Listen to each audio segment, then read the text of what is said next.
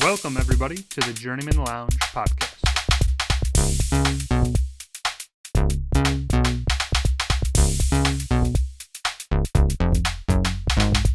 You better be praying to God because, you're 14 and losses in a row. You're going to need Jesus. Am I wrong? I thought you were pretty wrong, yeah. All right, welcome back, Journeymen Lounge podcast listeners. This is segment 2. This is our movie review. We're doing the 2002 classic. I'd say the start or the breakout of the superhero movies. I'll get into that in a couple minutes. That's fine. We're doing Spider-Man with Tobey Maguire. There's been countless remakes and sequels. Well, they're not remakes. They're different Different movies, different Spider-Man, different iteration. Fine. I would say different iteration is probably the best way to describe it because they change up the story, they change up the director, they change up the actors. These first three are Tobey and Sam Raimi. Right. And then the next is Garfield and Mark Webb. Next two. And then we got the Tom Holland MCU. No Way Home was solid. They brought all of them Spider-Man movies. And we also obviously have the animated Into the Spider-Verse. Yep. Cross the Spider-Verse. Tons of Spider-Man-based film and video games, TVs, video games, comic books. I remember that in TV Sega shows. Genesis, right? I think that Spider-Man. I remember playing that. And you were against Venom and Green, like some. A lot. PS2 had that Spider-Man. PS1, PS2. Yeah. PS2 had a great Spider-Man game. So before we get into it, I will get to the synopsis soon, but I want to know, when were you exposed to this movie and kind of your just initial thoughts? This did come out in 2002, so for us it was like I think me coming 8th grade going into maybe freshman year because the release date was May 3rd, 2002. I was 7th grade. Right.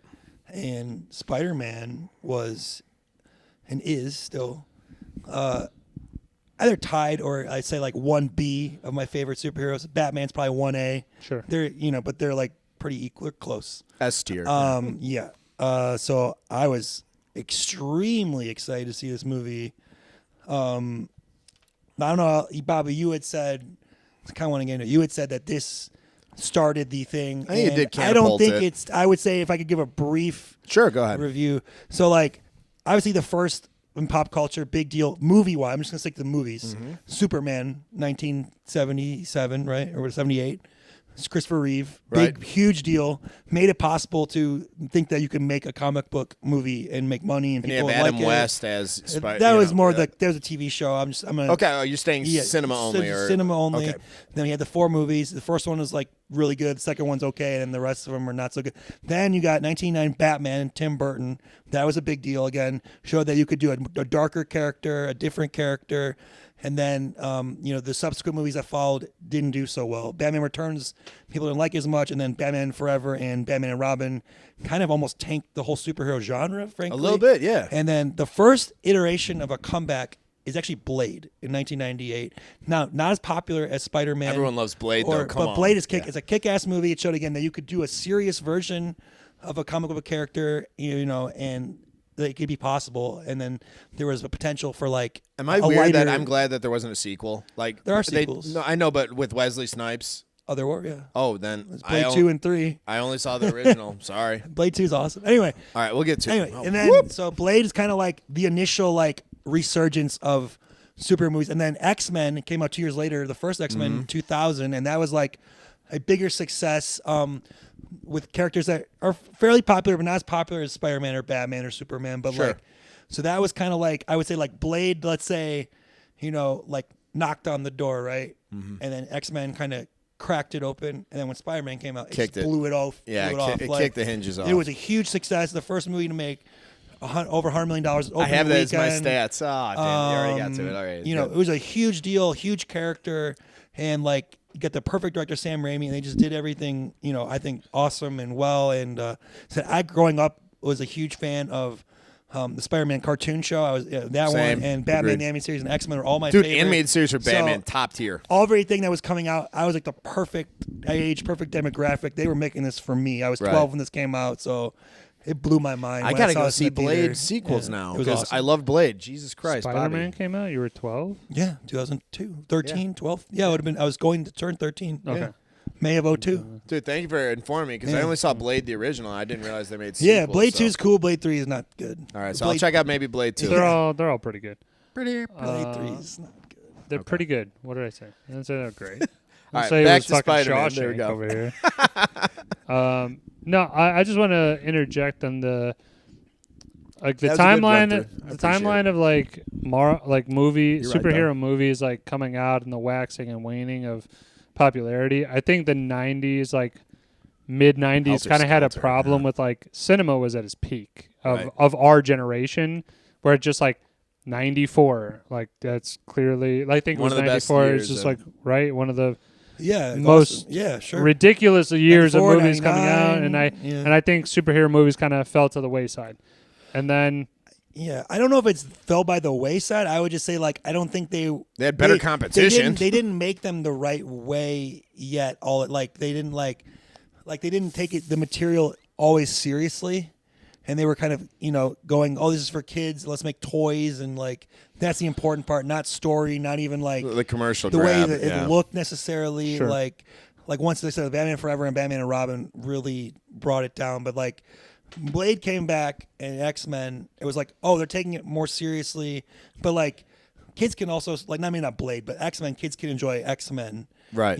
So it was like it was showing to me that this can be done and this can make money and you can actually take the source material seriously but also still make it fun and like Relative, yeah. and Bobby, you're kind of getting at like it made superhero movies a thing where now it's like It's cemented. now it. we got the next year we got a Daredevil movie, we got a Ghost Rider movie, we And got a yet- Fantastic Four movie, we got obviously the sequels, and then by the time So this is we the get- powder we keg. get I think like that's we get Batman Begins in 05, and then like by the time 08 comes, we have the MCU starting with Iron Man and Dark Knight. So Yep. like we're off in like full blown superhero Full-blownsies. mode, like and where this is like not only a thing that they're doing like a pop, like it's like a money maker, like a thing that people Sure. that dominates the box office and like is pop culturally relevant and here to stay, so to speak. Or no, I got you. I'm just Yeah. saying that I think the '90s there was just again not a fall off maybe, but like just a lot of saturation in the market of like good movies coming out that Right. maybe the action superhero was not like super popular, and then you fast the forward CGI to hasn't been really established. but you fast well, forward to though. like 2000s where I think like you then just get into like when you had like just a classic superhero action movie, a little bit of action, a little bit of love story, a little bit of origin story. I think those obviously did super well, just popularity wise. Just people were like, holy shit, I didn't know you could make a movie like this. And obviously we're right in that pocket of like these are movies where I wouldn't say like you said like Spider-Man's your 1B.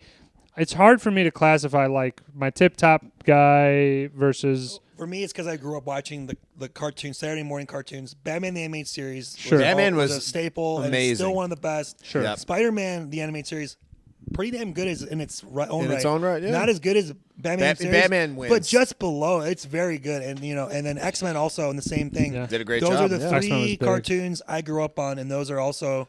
Luckily, Dude, that's the Saturday three mornings, man. That- hero movies that would be prominent when I was a kid. Right, And yeah. that's probably the reason why. It's because the kids are growing up watching this. They're like, well, everybody's watching this. These are the Yeah. popular ones. Let's make movies based on these ones first, Sure. and then that eventually we could get Iron Man later, and we could get Iron Man. Captain America, and characters that were less known to maybe more mass audiences and more like just niche comic book people and stuff like Well, that. I think also just last point on this is that I think when you started getting into like 2008, for some roles, they really just hit the head on it. Tony Stark was a home run of a Robert Downey Robert Jr. Downey Jr.'s career, 180, right there. Boom. But I'm saying him casted great in that, and then there's a couple other guys that are casted fantastic that you're like, I see. I think Spider-Man, just in comparison, had a little bit of a thing of like, let's try this guy, let's try this guy, let's try this guy.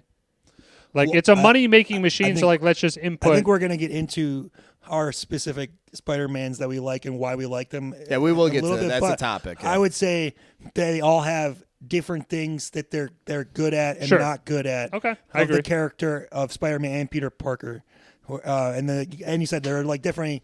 there were definitely some ones that I think like J.K. Simmons as J. Jonah Jameson nailed on the head. That's like Oscar worthy for this type of performance. The greatest matches to a character. Hugh Jackman as Wolverine, pretty Right. good. Nails it. Like even though he doesn't look like him, but he's got the attitude and the spirit of the character. Charles Xavier, Patrick Stewart, perfect. Stewart. Like they're Phenomenal. examples of like clear cut, like you said, like Rob Downey. The origins for Magneto too. I forget the actor's name. Michael Fassbender. yeah, So fucking good. Yep. Ian McKellen also Ian really McKellen's fucking good. really Really good. fucking Right. No, I win and win. So Just real quick, my experience was just simply fucking PG-13 action movie, and that's what our family went to. Like, hey, we're going to see Spider-Man. Okay. Like, I'm Sold, down. yeah. Yeah. This blew me away seeing it. I'm like, I can't believe I'm seeing a Spider-Man on the big screen. Like it did and have like- that gravitas and to it's it. like, and you said coming off of Batman Forever and Batman. I'm like, Somebody's- this is actually really good. It looks good. Like this is what the cartoon I watched. This is what it was. This is it. Yeah. Like so. I feel like It's also Spider-Man also is one of those superheroes that has a lot of action.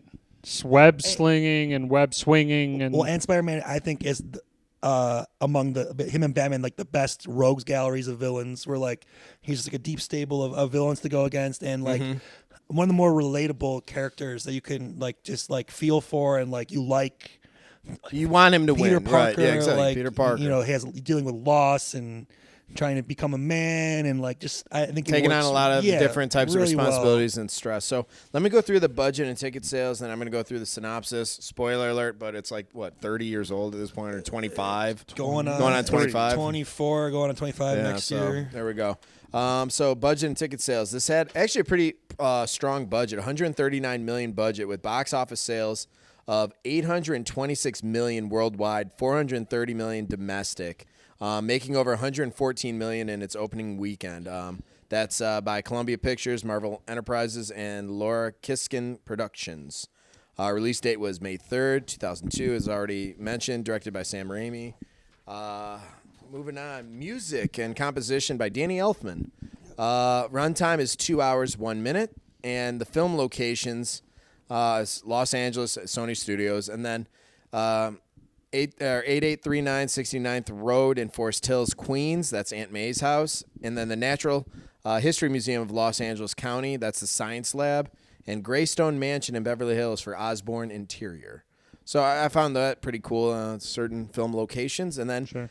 I'm going to run through some quick fun facts, and we're going to get at it. The famous upside down kiss in the rain was problematic for Tobey Maguire. Basically, he was waterboarded the entire time. Think about having a mask on and trying to kiss someone, and water just pouring down your nose and mouth. So, another fun fact is Tobey Maguire beat out Jude Law and James Franco for the role of Peter Parker. Jude Law would have been terrible. He's a little. Tobey Maguire's already too old. Jude Law is definitely too old at that point. I think Jude Law just doesn't have the feel of like No, a it wouldn't land. superhero. Like now he did some stuff later where you can kind of see like I think he was in that Captain Marvel. Yeah. Then I'm like, okay, I can kind of see it now, but like young Jude Law to me is not like No, Even sorry. better as a villain, if anything. Yeah, James I definitely see- Franco. That might have worked. I think I just like him Might as have Harry. It's hard not to see him as Harry, Right. And I'll get to that. There's some more information. J.K. Simmons first learned that he was cast as Spider-Man from a fan. So this was leaked on a website, and basically he found out, not even by his agent. His agent told him like 4 hours after he found out. So that was kind of cool that it was posted on the web. Elizabeth Banks was told she was too old to play Mary Jane Watson. Correct. Home Alone director Chris Columbus turned down directing Spider-Man, something he wanted to do his entire life, but he landed the position to direct Harry Potter and the Sorcerer's Stone. So Thank God, because I think Sam Raimi directing these is a huge part of why they're awesome. Also, His Harry style. Potter and Sorcerer's Stone is great. I was going to And, say, and it worked out for them, it too. worked Good out on for- Christopher Columbus. Good call. Yeah. So, I and think then- he's more suited for that. The Twin Towers actually could be seen in 3 different shots of Spider-Man, but later versions, they scrubbed out the towers in the teaser due to 9/11. The original teaser had him spinning a web in the Twin Towers. Right. They had to get rid of. You can see the commercial if you YouTube it. Yeah, and then the last one, Willem Dafoe wore prosthetic teeth for much of the film to play Norman Osborn, but he used his natural teeth when he tapped into the Green Goblin persona. Willem Dafoe also, if I could add, he lobbied for this role. He really wanted to do it, and you can tell by how into being a villain Dude, he is. he and he crushed also it. had them remake the suit so it fit him, and he did about 85-90% of the stunts in the movie. I believe it, and So- I actually read that it took him like I think 30 minutes to 45 minutes just to get out of the suit to take a piss. Originally, they also had a different head for him. It was more of like a lifelike.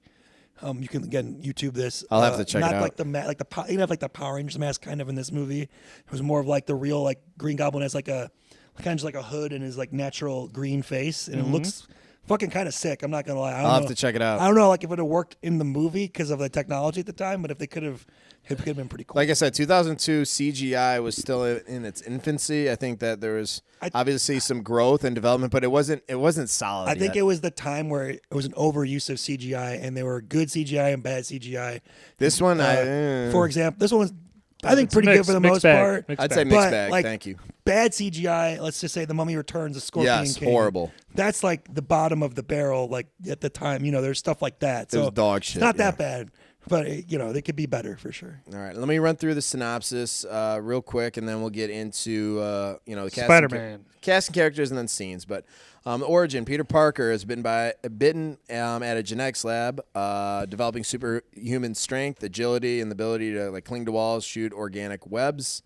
Norman Osborn struggling to save his company, tests performance-enhancing vapor on himself, leading to a split personality and psychotic tendencies as the Green Goblin. Peter fails to stop a thief who later kills Uncle Ben. Stricken with guilt, he embraces his duty to protect New York, adopting his Spider-Man persona. Spider-Man then clashes with Green Goblin, who terrorizes the city and specifically targets Peter's love interest and family, Mary Jane and Aunt May. And then climax and conclusion. During final battle, Goblin tries to impale Spider-Man with his glider. Peter dodges, resulting in Norman being killed. Norman asks Peter not to tell his son, Harry, about his alter ego. The film ends with Peter accepting his role as a hero, having to separate himself from Mary Jane to, keep her safe. And then Harry obviously, sees him, lay his father to rest on the couch in their mansion. And that sets up the sequel. There you go. That's The movie, is like basically as Peter is becoming Spider-Man, simultaneously Norman is becoming the Green Goblin. Exactly. And they show them. It's a duel. They flip back and forth between the two. It's very well done. I like how the structure of the movie in that regard. And it's also about like obviously Peter. He's like high school kid. He's going into college, like a senior, goes into college, and it's like him doing everyday stuff, which I think is better done in the second movie. Yes. Of like and dealing with those problems and juggling the act of being Spider-Man at the same time. Again, I think better done in the sequel, but still it's showing. This is that, where, like, honestly, this is great, but the sequel also, I think, carries this a little bit further too. So, I just want to before we get into scenes, should we just have like the general Spider-Man, like who we like, who we don't like? We wanna get it that's now, fine. or- We can knock out that The topic. debate out. So like, okay, I just want to know, are you guys like comic book like guys like me? Like not like I don't read comic books, but like as far as like, do you like? I try to stay do you- canon, do you- I do you- guess. Did you watch the cartoons growing up? Yes. Did you watch the movies? Do you watch the MCU movies? Do you watch Yes. your like? Do you guys do all that? Or? Yes. Yeah, I had Yes, for all three obviously comic books for a period of time were very prevalent in the 90s, where like we would have them and like actually read them and do that stuff. That kind of fizzled out. But the TV shows, got a question. huge, like all the way up through probably like high school, like right before high school. And then the Marvel universe, I was so in it from basically Spider-Man, like 2000 all the way up until like 2000, whenever Endgame Civil was, War or- 2018. Okay, well, it's two different. This is not part of the MCU. I understand that. Oh, okay. I'm just saying in terms of superhero movies Sure. from like 2000 when Spider-Man really kind of started Well, up it is until Marvel, so- Avengers Endgame, like whenever 17, 18, 19 maybe. Then I blew my load, right? I was like, I watched every single movie leading up to it. I saw everything. Sure. I consumed all. Yeah. And then I basically was like, I'm with good it. for a while. And Yeah. then guess what happened? Like Marvel movie, just Endgame, Imploded. a year and a half I later, liked Endgame, another though. movie, another movie. I just like, I can't keep up with it. After So Endgame, I kind of lost. I'm just saying in the last couple of years, I've definitely not been as involved on the Marvel circuit. Okay. Go ahead. I'm a huge superhero comic book. You are, dude. definitely. I don't You're a read guru. them, but that's what I grew up watching on TV when I was a kid. I loved them. I was obsessed with them. Like, they were my favorite. Like, movies I always loved. Like, I saw not every, but most. Like, I didn't say like Ghost Rider, but all the superheroes I liked. Like, I saw most. I saw the Batman. I saw the Spider-Mans. I saw Blade. I saw all the X-Men's, Fantastic Fours. Fantastic Four with the original. Yeah, Chris Halle Berry, Evans and Jessica Alba and all that. Everything's like every time I'm always in on those. When the MCU started, I was in it from day one. Sure. Saw every movie in the theater except for Thor Ragnarok? 1. First one, no, Thor Ragnarok is awesome. I saw it twice in the theater. Saw every enjoyed MCU that movie one. in the theater. Loved it. Loved the whole journey. Obviously loved the Dark Knight, all that shit. Dark Knight was incredible. I'm always like gonna give a superhero movie a chance, most likely, except for like you said, Woj. Since Endgame, though, because that whole story was perfect, like not perfect, but pretty much almost perfectly done. Where they like every movie had its own thing, Well crafted, but it was leading to a greater thing, which worked. And then after that, they didn't have a plan, or a looser plan at least. I don't know. It hasn't been. There's been a hit, kind of like hit and miss, where it's like some have been good, some haven't. Like the Spider-Man No Way Home was awesome. No Way Home was incredible. Like Fantastic Four was pretty good last year, and there's been a couple here, like Doctor Strange 2 I kind of like, but there's been also like the Marvels and like shit, like just Thor 4 was horrible. Yeah, that was dog Love and shit. Thunder was terrible. So, but I will always most likely give it a chance. Like, That's fair. And I'm really looking forward to the one coming out in July, the Tom Holland fourth one. It looks really awesome. Or fifth one? Fourth one. No, fifth one.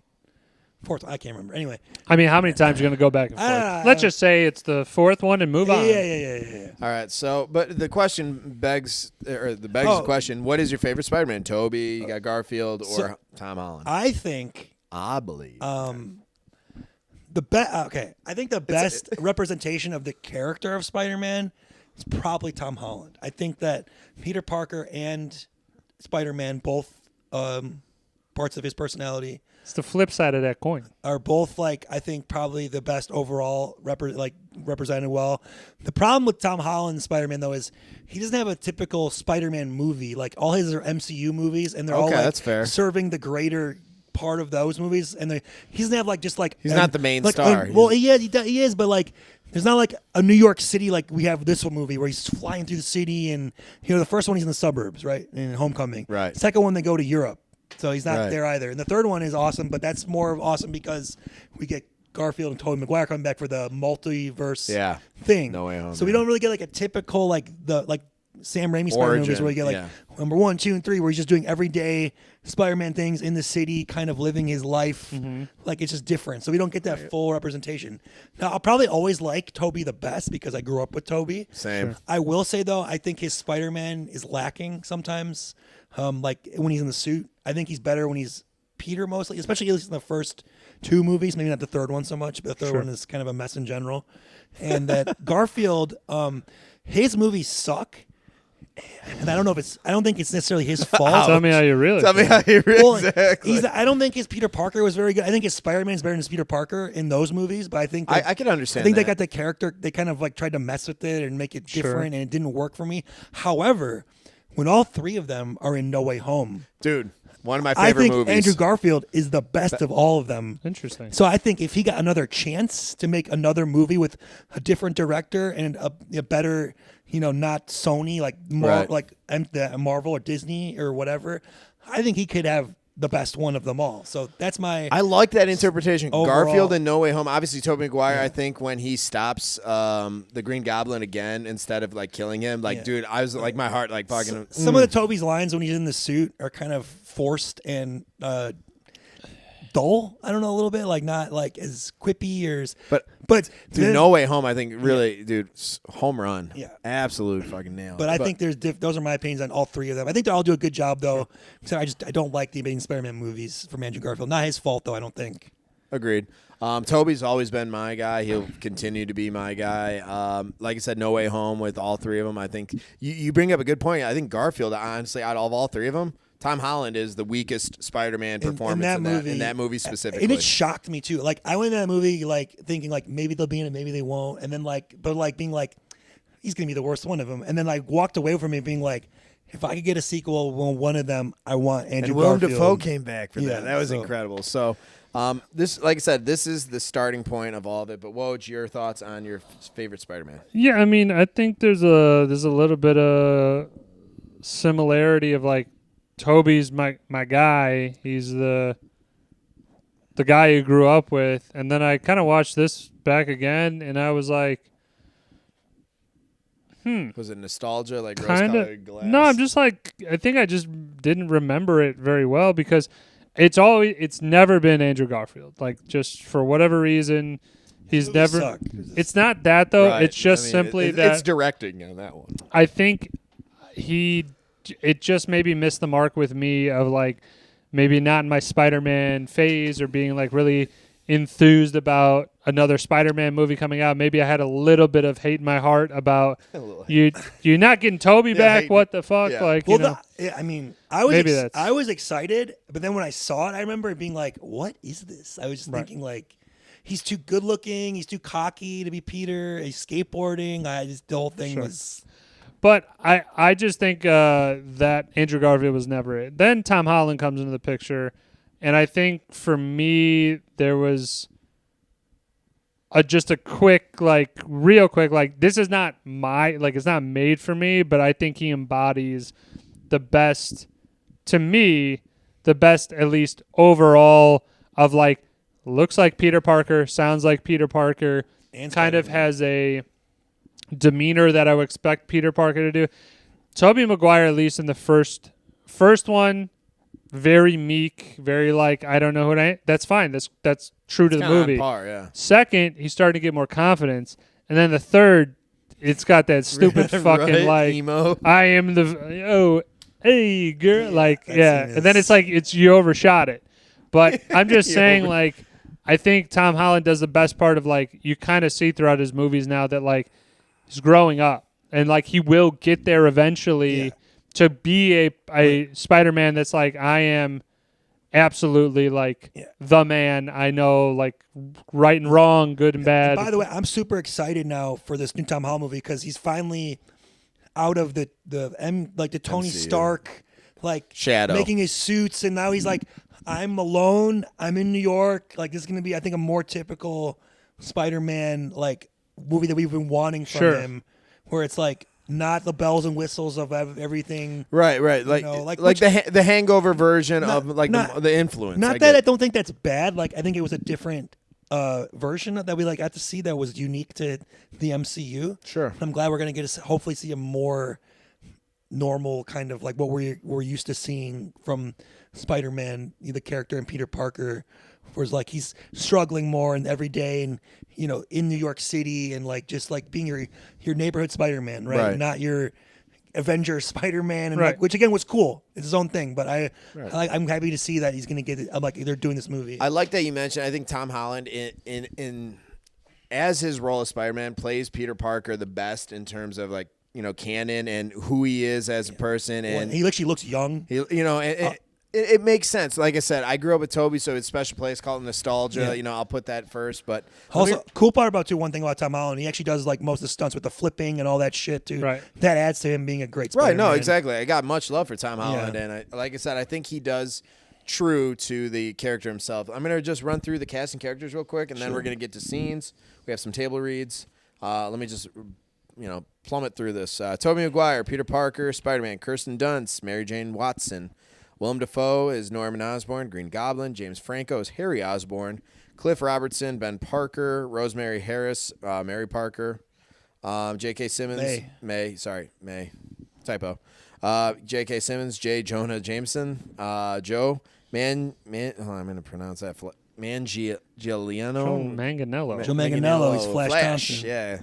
Jerry Becker, Maximilian Fargus, Elizabeth Banks is Miss Brandt, Michael Papajohns, Carjacker, Ron Perkins, Dr. Mendel Strom, Bill Nunn, Joseph Robbie Robertson, and then the last one I'll mention is Bruce Campbell is the ring announcer. How about Randy Macho Man? Randy Savage is Bonesaw McGraw. Bonesaw McGraw. There's some other ones too, but we're gonna eventually get to. I just want to name some of the key players. So, all right, let's go in it. Scenes. Walk us through, and we're gonna start chronologically because I know it pisses you off if we kind of hop around. So let's get started with I you. like the ending fight with Green Goblin and Spider-Man when they're in the house at the end and you get stabbed with the glider. Let me do how I want to do. This is my shit. I'm just saying I'm going to yield the floor to you to start us out with favorite scenes. Then I'm going to move to Woj, and then we got some Taylor. I mean, I think the opening is great. Like, love the opening credits. The credits are awesome. The Danny Elfman score is awesome. Woj hates it, apparently. What? I don't like. You don't like the opening? This fucking guy. Are you kidding me? I hate the spider web and all that jazz. What the hell do you want? Dude, there's the door. I don't know. There's the fucking door, right? Russian judge over here. I that was one thing I was just like that. That's Dude, no, I think that- no I think it's bueno. awesome. I think that again. I think the second movie is the better ones because there's the paintings. Yes, of the yes. last one with the Alex Ross drawings. Dude, I can't But- believe Alex this Ross. didn't. Yeah, the famous illustrator. He does all the okay, Superman, all the comic book heroes. Okay, This hurts me deeply I figure that I he thought is- I heard that. The name opening before credits this of the second movie, he does what the last movie was. He draws it out, and you see that, which is obviously better. But again, I like the opening credits with the webbing and the Yeah. I love the score, like the Danny Elfman score. And obviously, he did Okay. Batman. You can kind of hear some of the Batman, Sure, a little sure. bit, Yeah, a little yeah. bit. And like That you bothers get- me, though. You Okay. get the opening narration of Peter talking to us, the audience, being like, "Hey, I'm not this guy. I wish I was even this Right, guy." right, And right, then it yeah. pans to him Yeah, yeah. chasing the bus, and, it's like, and I'm the one the- guy, by the way, is like this fat dude eating a jelly donut and looks like a big slob. Yeah. He wishes he was that guy. That's how down on the totem pole he is in high school. He's chasing. Even the bus drivers are laughing at him, which is And a he little peels ridiculous. away, too. What a dick. First of all, also all the kids look really old in this, which Yes. is a style of the time. Yeah. The the sign of the times. They look yeah. like they're like in like 25 or something. Right, dude. Flash looks like he was definitely like junior year in college. You got them going on this field trip, and we're introduced to Peter, and we see Mary Jane and Flash, and then Harry comes in, dropped off by his father, In a right off the Bentley. bat. In a Royals. He says, A "Can, Rolls, can, yeah. you, Rolls can you Royce. pull it around? I'm embarrassed by my wealth." Although he doesn't want to work to get his own wealth later on, he's kind of like, Right. He's He's happy to take on the mantle, you know. And then I guess this is the first time that Peter's meeting his dad. Which I don't know. I kind of found weird watching it this time. Peter's meeting is Peter doesn't dad. meet his Willem, dad. Harry's dad. There you Oh, go. yeah, I was like, right, Peter's right. dad is dead. No, dude. yeah, meeting Harry's, because that's weird, because you think they'd be friends prior to Well, that. it seems I always thought I was under the impression watching this movie that they've been friends for growing up for a long time. But there is that line that he's been transferring school, so maybe Yeah. they were friends when they were younger, and he moved away and he came Could be. back. But I always And his dad was I still constantly thought it working, was probably. weird though that like you never met his dad. Like he's he's an he's owner your of best a- friend or whatever. And you never met him. Oh, I mean, chemical Norman biological- Osborn does seem like a real workaholic Right. type of guy that maybe he We get wasn't. the famous. I'm something of a scientist myself. Yeah, I love spawned that. so Great many- memes. There's so so many many memes. from this movie alone. Thank you, internet. And then So great. so the opening Kind of they're doing there's a spider exhibit and they're taking Peter wants to take pictures and the bullies are pushing him so he can't take the pictures and then But he's like flirting hard on Mary he Jane. He's wants- like, "Oh, I he- want a student in the picture." he wants to talk to her but he's embarrassed and then he says something to Harry about the spiders and Harry basically defense says, mechanism. That "Oh, whole- that's a bunch of bullshit." But then he uses the exact same shit. yeah. talk- Yeah, Mary it just Jane. gives him all the good lines. And then you get that funny teacher who like whisper yells at them. He's like, "You were talking to the intern man's presentation. Come with me. I'm gonna show you what's going." And like he sounds "Yeah, really weird. it's great." That's funny because you kind of did You like did a kind of a good job. you of did it. a Marlon Brando Yo, a little bit. Even though I get it, he was just whispering. Is there We a were problem, gentlemen? Is there Yeah. a problem? He did sound like Marlon Brando. Yeah. Also, by the way, the teacher looks as old as the students. Like he looks Yeah, pretty fucking. for anyway. sure. So Peter's taking a picture of Mary Jane, and she's He doing looked all like these Seal, poses. right? Anyone else? And No? one of the spiders is missing. They note they're like, Oh, there's- they must be- They're supposed to be 15. There's only 14. 14, And then right. while Peter's taking the picture, the one with all the combined abilities, I believe, or Right. at least a few They're of them, genetically modified. one, bites him while he's taking the picture, and now he's bitten. and he inherits those. Right, and then he goes home. He's sick.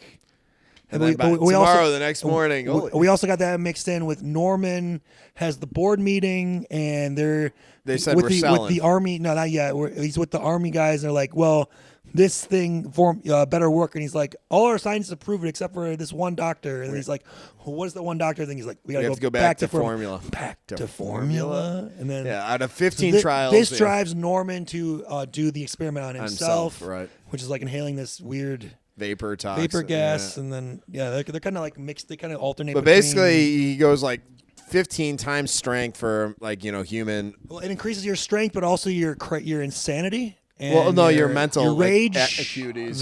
They say that the rat experience like insane muscle growth, but also like Psychosis. psychosis and insanity, yeah. bouts of insanity. Yeah, So yeah. like basically, it gives Norman like a split personality. yeah. Where when he's the Goblin, he's a different person, and then when And he's also unaware of yeah, it. and he seems to be unaware of when or what he's done while he's the Goblin, and because like throughout the movie, he's like while he's the Goblin, he's taking out the general, he takes out the board of directors, and then he doesn't remember any of it, and then He wakes up. And he has the like, confrontation passed out. eventually. The scene where he's talking to himself in the mirror. He's like, "How do you think this all was done?" And whatever. I'm kind of jumping ahead. Sorry. Do you want to do You that? guys go. Which I think we one? have a table read on that one exactly. Where he's talking to himself. Yeah. Which one? Or is that 3? Oh no, sorry, not 3. Hold on. Or is it 6? No. Yeah. Well, he talks to himself, but That's that's later later. on. Later on. Anyway. We'll get to it. I just had to. You had the couple scenes before, but I just at the lab. I like kind of some exposition about like what the fuck is happening that she was going through. Like this is Spider is known for spinning. It's strong webbing, strong webs, and then strength. this one, yeah, Precognitive, whatever. basically. The one can seeing like things. jump from thing to thing, Right. Or whatever. So I like that they set it up and then showed like that's his powers later on. So I enjoyed that. And then when he gets bitten, and then kind of after that, I think it's kind of. I don't know how to feel about it, I guess. It's just like he gets bit and he's like, I don't feel so well. And he then goes home, he sleeps it off. goes home, sleeps it off, and then he's just like. Wakes up, doesn't need the glasses. Well, I'm saying Yeah, like. he's yoked. You know, like which is- some other origin stories, like for example, Norman, like he takes the stuff and then he's got like a rage thing and he does this and he does something. I would have liked to seen maybe just something where like he's like picks up a desk and like throws it across or so, like doesn't know his own strength or like is feeling You these. kind of get that though. You a get little it bit. later with like shooting In the webs and stuff cafeteria, like we that get and it, shooting. yeah. And then I the just fight thought like scene, the yeah. initial reaction to the fight Well, should have been. If I would throw a defense, I think that what you're in the beginning when he wakes up, he doesn't realize that that's what Right, happened. this yet. is all- He just thinks like, oh, I'm feeling better. I don't know why I can see now, but I can. And I'm he's taking- jacked, but yeah. okay, but like I'm a teenager or whatever. But he doesn't have like he doesn't know he has the super strength yet or the webbing or any of that shit. Sure. Until he And pulls then when that like sign. he runs to the bus, he kind of is like, oh, I'm actually running fast today. And Right. He gets And in the then cafeteria, grabs and the thing. the and sticks- webbing is poking out of his wrist, and then well, that's like probably the next when he scene to hits. talk about. Yeah, when he hits. So he gets the tray, and then it's Flings stuck to him, it. flings it back, hits Flash, and then he walks away, and thinks the tray's still like dragging connected to along. him a little bit, yeah. And then we but get- he does the Mary. You know that was done in one take. The whole Yes, like, I had that too. We should mention that the whole Mary Jane I don't know if it was slips. one. No. take. It wasn't It was one multiple take, takes, but but he he did do it it. Yeah. himself. He did, yeah. So Mary Jane slips and he catches her and this is also the first time we see his spider sense or one. Is this like Spidey precognitive, sense. like he Kinda like he spider knew, sense. He knew it was It's happening. either that or the locker when he anyway. No, that was after. So like, but I'm just saying like where you already determine Sure. one of those. Anyway, he catches her, and then like you said, he catches all this shit. She's like a milk, an apple, sandwich, and all this all other thing stuff. on the tray. And he actually did that in real life. He It did. took multiple takes, but he did do it. And then we get Yes, a Flash confronts him. Oh, he's gonna sucker punch him from behind, and Peter. What a dick This move. one's we see Peter Spiderman's kick in. Everything freezes. This guy's doing a spitball. It's frozen. There's midair, a fly's paper wings. airplane, a fly's wings, and so he's like, oh shit, like he's aware, and he just Fist dodges, is flying, The yeah. fist dents the locker, and then he's in a fight with Flash all of a sudden, and while Flash is throwing punches at him. They're basically in slow motion to him. Yeah, he's just like- he's staring at it, and he's like, "Wow, like I'm really dodging this very like he doesn't say this, but he's And then his cronies Subtext. about to hop in to jump yeah, him too, he's and gonna, he did. yeah, sneak attack him. He backflips the dude. He's and then, like, "Who the hell?" And then Yeah. Flash goes to punch him like I don't know 5 times. He dodges every punch, and like grabs his arm, twists it, and like just Punches. one punch, boom, Sends him like 30 feet yeah. down the hallway. Oh yeah, that's like the line too. Help him, Harry. Which one? Which one? Yeah, I know, right? Because his friend goes to tackle him. He's like, "This is unreal." And the guy Flash, he was throwing he's throwing Oh, he's a combos. jack dude. He's No, a- but he's throwing combos at him, and you see Peter just, almost like Canelo, like whoop, whoop, whoop, whoop, just like dodging and just having a great time with it. So I really like that when they turned everything down in terms of like slow mo. So you see a fist like, and he's just like, As I said, Norman's already he's becoming Green Goblin. He's got at least the gas went into him. He's evil now. I or think no, but become- the board decides to sell. he will eventually yes. And then he's like, you know what? No, we need to Well, get. first he bombs the Quest place with the glider. Right. The general's there. He's like, I could do anything to get rid of Norman Osborn or whatever. And then he comes, and he in that bunker thing or No, whatever. I know that, but Yeah. before that, I think that's where chronologically, I think that's like, hey, we're gonna sell. We have a That's tender after. offer. Oh, it is after. Yeah. Okay. Either way, All right, doesn't matter. You You know how much I the sacrificed. plot of that The whole Yeah.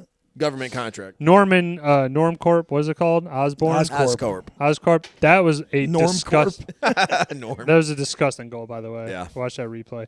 The plot point though is that because the top scientist goes, we have to send this back to formula. to formula. It's going to cost them millions of dollars To recreate. and Right. the defense contract. They do Quest deals. Aeronautics. It's on a other timeline, company though. or whatever. I'm saying Oscorp is the in military, business yeah. with the military, Right. And the guy is like looking to be like, I would love to get out of business. Yeah, with he's like, this I want to guy. go with Quest Aeronautics, and that's so where they're at. He's that basically yeah. a thing like that, a setback to the trials or whatever, is something that they could do where they could go, Ooh, that hey, was we dirty. don't need your. Right, we're- but he ends up taking them out, the general That out, exoskeleton which kind of and the general. postpones Nas Sure. Corpse a little longer Right. until the board decides to sell it back to Quest. Actually, Right, And because they basically, restructure. You're right. cut him Thank out. you. Yes. says, hey man, you got 30 days, and then you're and fucking he's like, out. you know how much I sacrificed? I love that line. But I That's a forgot good to mention quote. too, when Peter's embarrassed after the fight, runs out of the school to like an alley in the city or whatever, Mm-hmm. and then he starts to realize something's up with me, and we get the zoom in of his thumb, and it's like the barbs. spikes are growing out of it, like Barbs, it's like, yeah. and now he starts climbing the wall, and he starts jumping the roofs Rooftops. with no effort, and Yeah. then he gets to the I love this part. He gets to the edge, he's got to swing the web, right? So he's trying to figure out how he did it, Shazam. all the different sayings and formations of his hand. You got it? I remember it's like Shazam, He fly, web, fly. Go web, fly, Yeah. up I and like away that. I like web, this. Up and away, web. Shazam, Go, web, go. go web, go. Yeah. And then he flips it I around. like the thumb up. And then eventually he gets the one web out, and he's like, tally ho. Yeah, And he just- swings. It's like completely face plants onto the billboard Billboard, or yeah. whatever. I felt that. Okay, so this leads to the scene where he finally has a chance to maybe speak to Mary Jane because her dad's cursing her out like, "Oh, you're a piece of shit." She goes running off, and her friend picks her up in a nice car, and he's like, "All right, well, maybe I should get that for myself." And this is where he kind of knows that he has these abilities. He might be able, he just fought Flash. He's like, "All right, well, there's this thing for $3,000. There's an ad for Bonesaw," and it kind of goes into one of our table reads. I would just say really quick, if I could add Yeah. a little Sure. context or detail. When Peter did all that web stuff that day, he missed painting the kitchen with Uncle Ben. Yes, he did. So that was kind of a big thing, even though he painted it for him. But like Uncle Ben is kind of realizing something's up with Things are Peter. changing, We're not yeah. as close right now, or something is on the. Something's up. And yeah. then also the talking with MJ. You're right. Here's their family arguing, and they're talking across the fence. They're neighbors. Right. And you kind of get the first look at like they might have actually some chemistry and a legit connection. Like they're having a real conversation, and MJ is actually like has like a real like personality Moment, stuff. yeah. Up until Flash comes, where she kind of turns the switch back, where it's like, oh my god, your car, Right. and like back to like popular Yeah, like she high sucks. school girl. Just so you know. Yeah. Mary Jane does suck. And they have also like one of the cringier lines of the movie, where is "You look taller, I hunch, don't." I hate that fucking part. But I just got wanted to- blue eyes, Wanted to you clock that part or whatever. I'm just saying, you lived next to this kid for at least 5 to Decade, 7 probably. years, however long. At least a decade. She was sick. He was He was 6 6 when she moved in, so at yeah, least like a 11, decade. 12 11 years. years? Yeah. And you fucking can't give him like a friend, like just to be like, hey, like Peter's like doing this, like waving in the first scene, and she's waving at her girlfriend's like Right. coming up. It's like, huh. Well, You can't just give him like a hi, Peter. Right, Like, you your don't need to give him a neighbors, lot, but it's like Jesus. she's completely ignoring him. yeah, That's what I thought is No, crazy. for sure. I think that's more of like I do agree that, but it's like that's high school. Like Right. people are immature. And People that's, are, like. yep. I get it, but I'm saying you could have probably set up like the friend zone a little bit Well, there more. was at least, but in the fight, at least when she was like, "Go help him, Harry," she did say that. She wasn't just like, It's weird. "Kick She his like ass, she, Flash," or something. You know, like she pops in and out Yeah. of the like friend zone, and then I know him, and then I don't know him. But it's, and- like I said, she keeps it at arm's like. I think it's distance. showing that Arm's she reach. has like a real personality and stuff like underneath the high school like popular Hype, girl yeah. purse thing, and like after high school, like in her flash breakup or whatever, And life happens. life happens. That kind of comes more into fruition, and I like think, it humbles her because now it- she's just serving and it tables. also shows that Peter actually has something to offer, like, and she's maybe seeing that more now, or I don't know how long. Maybe. and More desirable, I think by the end, safe to say, by the end of the movie, she realized that Peter's been the one who's there, and like all these things she maybe missed, and now she's seeing. We'll talk but about I don't know. that part. But 'cause you I were got some Bobby, you were comments getting on into it. the wrestling thing, right? You were about to Right. get the, So this is where Ben drops him off. They he's- have that whole scene like, oh, he probably did deserve it. This is where Ben says, with great power comes great responsibility. Oh, it's a huge huge scene. quote right there. But basically, Peter's kind of pushing back like, hey, it's my own life. I'll figure it out. Like, I don't need you to preach to me. You're not my father, doing that whole Stop speech. acting like it, which That pissed me hurt off. Uncle Ben and even hurt Peter, and like every time it's gonna happen, right? I've seen it a million times. Yeah, we've seen it. And every time I'm just like, You're still "Oh, sad, She yeah. would have said it. Don't say it. Like Right. it's like, oh man, like. But you got, like I said, the infamous line, "Great power Yeah, it comes great responsibility." It's iconic, and like I love the Cliff Robertson's portrayal of Uncle Ben. I think Yeah, is elite, incredible. It's really good. Like they have legit, like real chemistry, and like they really feel like they're family. And like I love the genuineness of this movie compared to some of the other ones. Like Zidania as Mary Jane. Sorry, that never, like, she's the worst of the Mary Janes. There it is. Okay, we're talking about. I know, I'm this just saying, going back, movie. This one. but yeah, Peter's obviously acting out of character because of the whole Yeah. powers and stuff, and Mary Jane is hormones and Right. I get it. Now this goes into him, and there's a funny little bit I have it on my notes, but basically they have to sign a waiver before they go into the ring, yeah. and she's like, which you will likely, She's like, oh, first he goes to the line, she's like, next. He's like, Next. no, Should I have. don't want to do. He's like, you realize that you will probably and definitely get hurt. And you sign this waiver. It's Octavia Octavia Spencer. Spencer. I was gonna Yeah, say exactly. I loved her early dropping. role for her. Yeah, great. Graduated that guy. And then this goes into table read 2. Who's the ring announcer here? I think I was running that one, right? Or who's Peter Parker? I was Peter. That's me. Okay, go ahead. You guys, table read 2. This is a So good one. Peter signs up, and also, by the way, we should mention he had all these drawings of the Spidey suit, and they look like the real one. Right. And then when we get to the wrestling ring, it's like the shitty like one that he made. I thought that was kind Because of funny. it's like limited But I budget. thought that was Yeah. funny. Like he's like, oh, it's gonna be the one. Like I need more right color. right Yeah. away, and it's like he's got like Nike shoes. So I and, kind of like, enjoy that. blue though. sweatpants. Like his whole and- process of developing his sweatshirt persona. And also the guy who just lost is like, my legs, Hey. my Yeah. God, yeah, my the legs. Flying Dutchman. Yeah. Anyway, good. All right, so I'll read us in Yeah. for the ring announcer on the microphone, announcing to the audience as he walks backwards up the ramp to where Peter is standing behind the curtain. Will the next victim please enter the arena at this time if he can withstand just 3 minutes in the cage with Bonesaw McGraw? The sum of $3,000 will be paid to... Gets off the microphone and whispers to Peter. What's your name, kid? The human spider. The human spider. That's it? That's the best you got? Yeah. Oh, that sucks. Gets back on the The microphone. sum of $3,000 will be paid to the terrifying, the deadly, the amazing Spider-Man. I'm not. He got my name wrong. I'm not going out. He got my name wrong. Get He your said- ass out there. Yeah, he's complaining. I don't care. Get out there, kid. And all the girls are like, "Oh, he's gonna eat you alive, you little bitch." And then we got him The going. Bonettes. That's Yeah, their the name. boneheads, We yeah. got Peter going down to the ring, And they it turns they into a turn into a cage cage. match. We actually benefited him, quite frankly, having Yeah. the spider webbing and shit. Anyway, and then you got Bones. He's like, "Hey, freak show, you're going nowhere. Randy. I got you for 3 minutes. 3 minutes of playtime." I mean, Macho Man. Ding Savage. ding. Yeah. Oh, Macho Man. yeah. Randy Savage. Come on, he crushes it. And he's roided out So for they're this like in role a fight, too. and Peter's just like basically sitting up at the top of the cage, and he's like, "Get down there." He's like, "I don't think so." And he's like, he's the one line, "Did your husband?" It's a nice husband. Did your husband get it for you?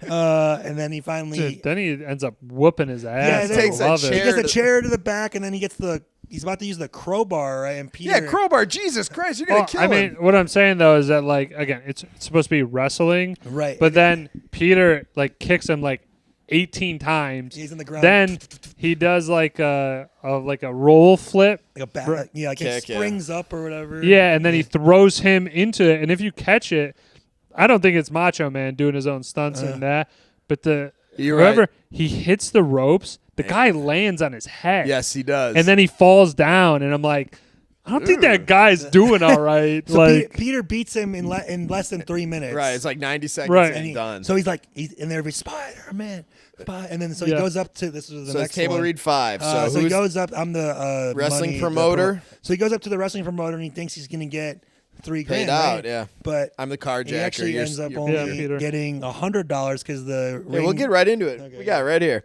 So wrestling promoter, after he gives Peter $100 for winning the wrestling tournament. Okay. Table read 5. Now get out of here. $100. The ad said 3,000. Check it again, webhead. It said $3 grand for 3 minutes, and you pinned him in 2. For that, I give you 100, and you're lucky to get that. I need that money. I missed the part where that's my problem. Peter leaves with the $100 bill, just totally deflated. The carjacker enters with an empty bag and throws at the promoter. Hey, what the hell? Put the money in the bag. Hurry up. Hits the promoter with hard with the pistol as he starts to shuffle the money in the bag and then runs out. Hey, he stole the gate. Stop that guy.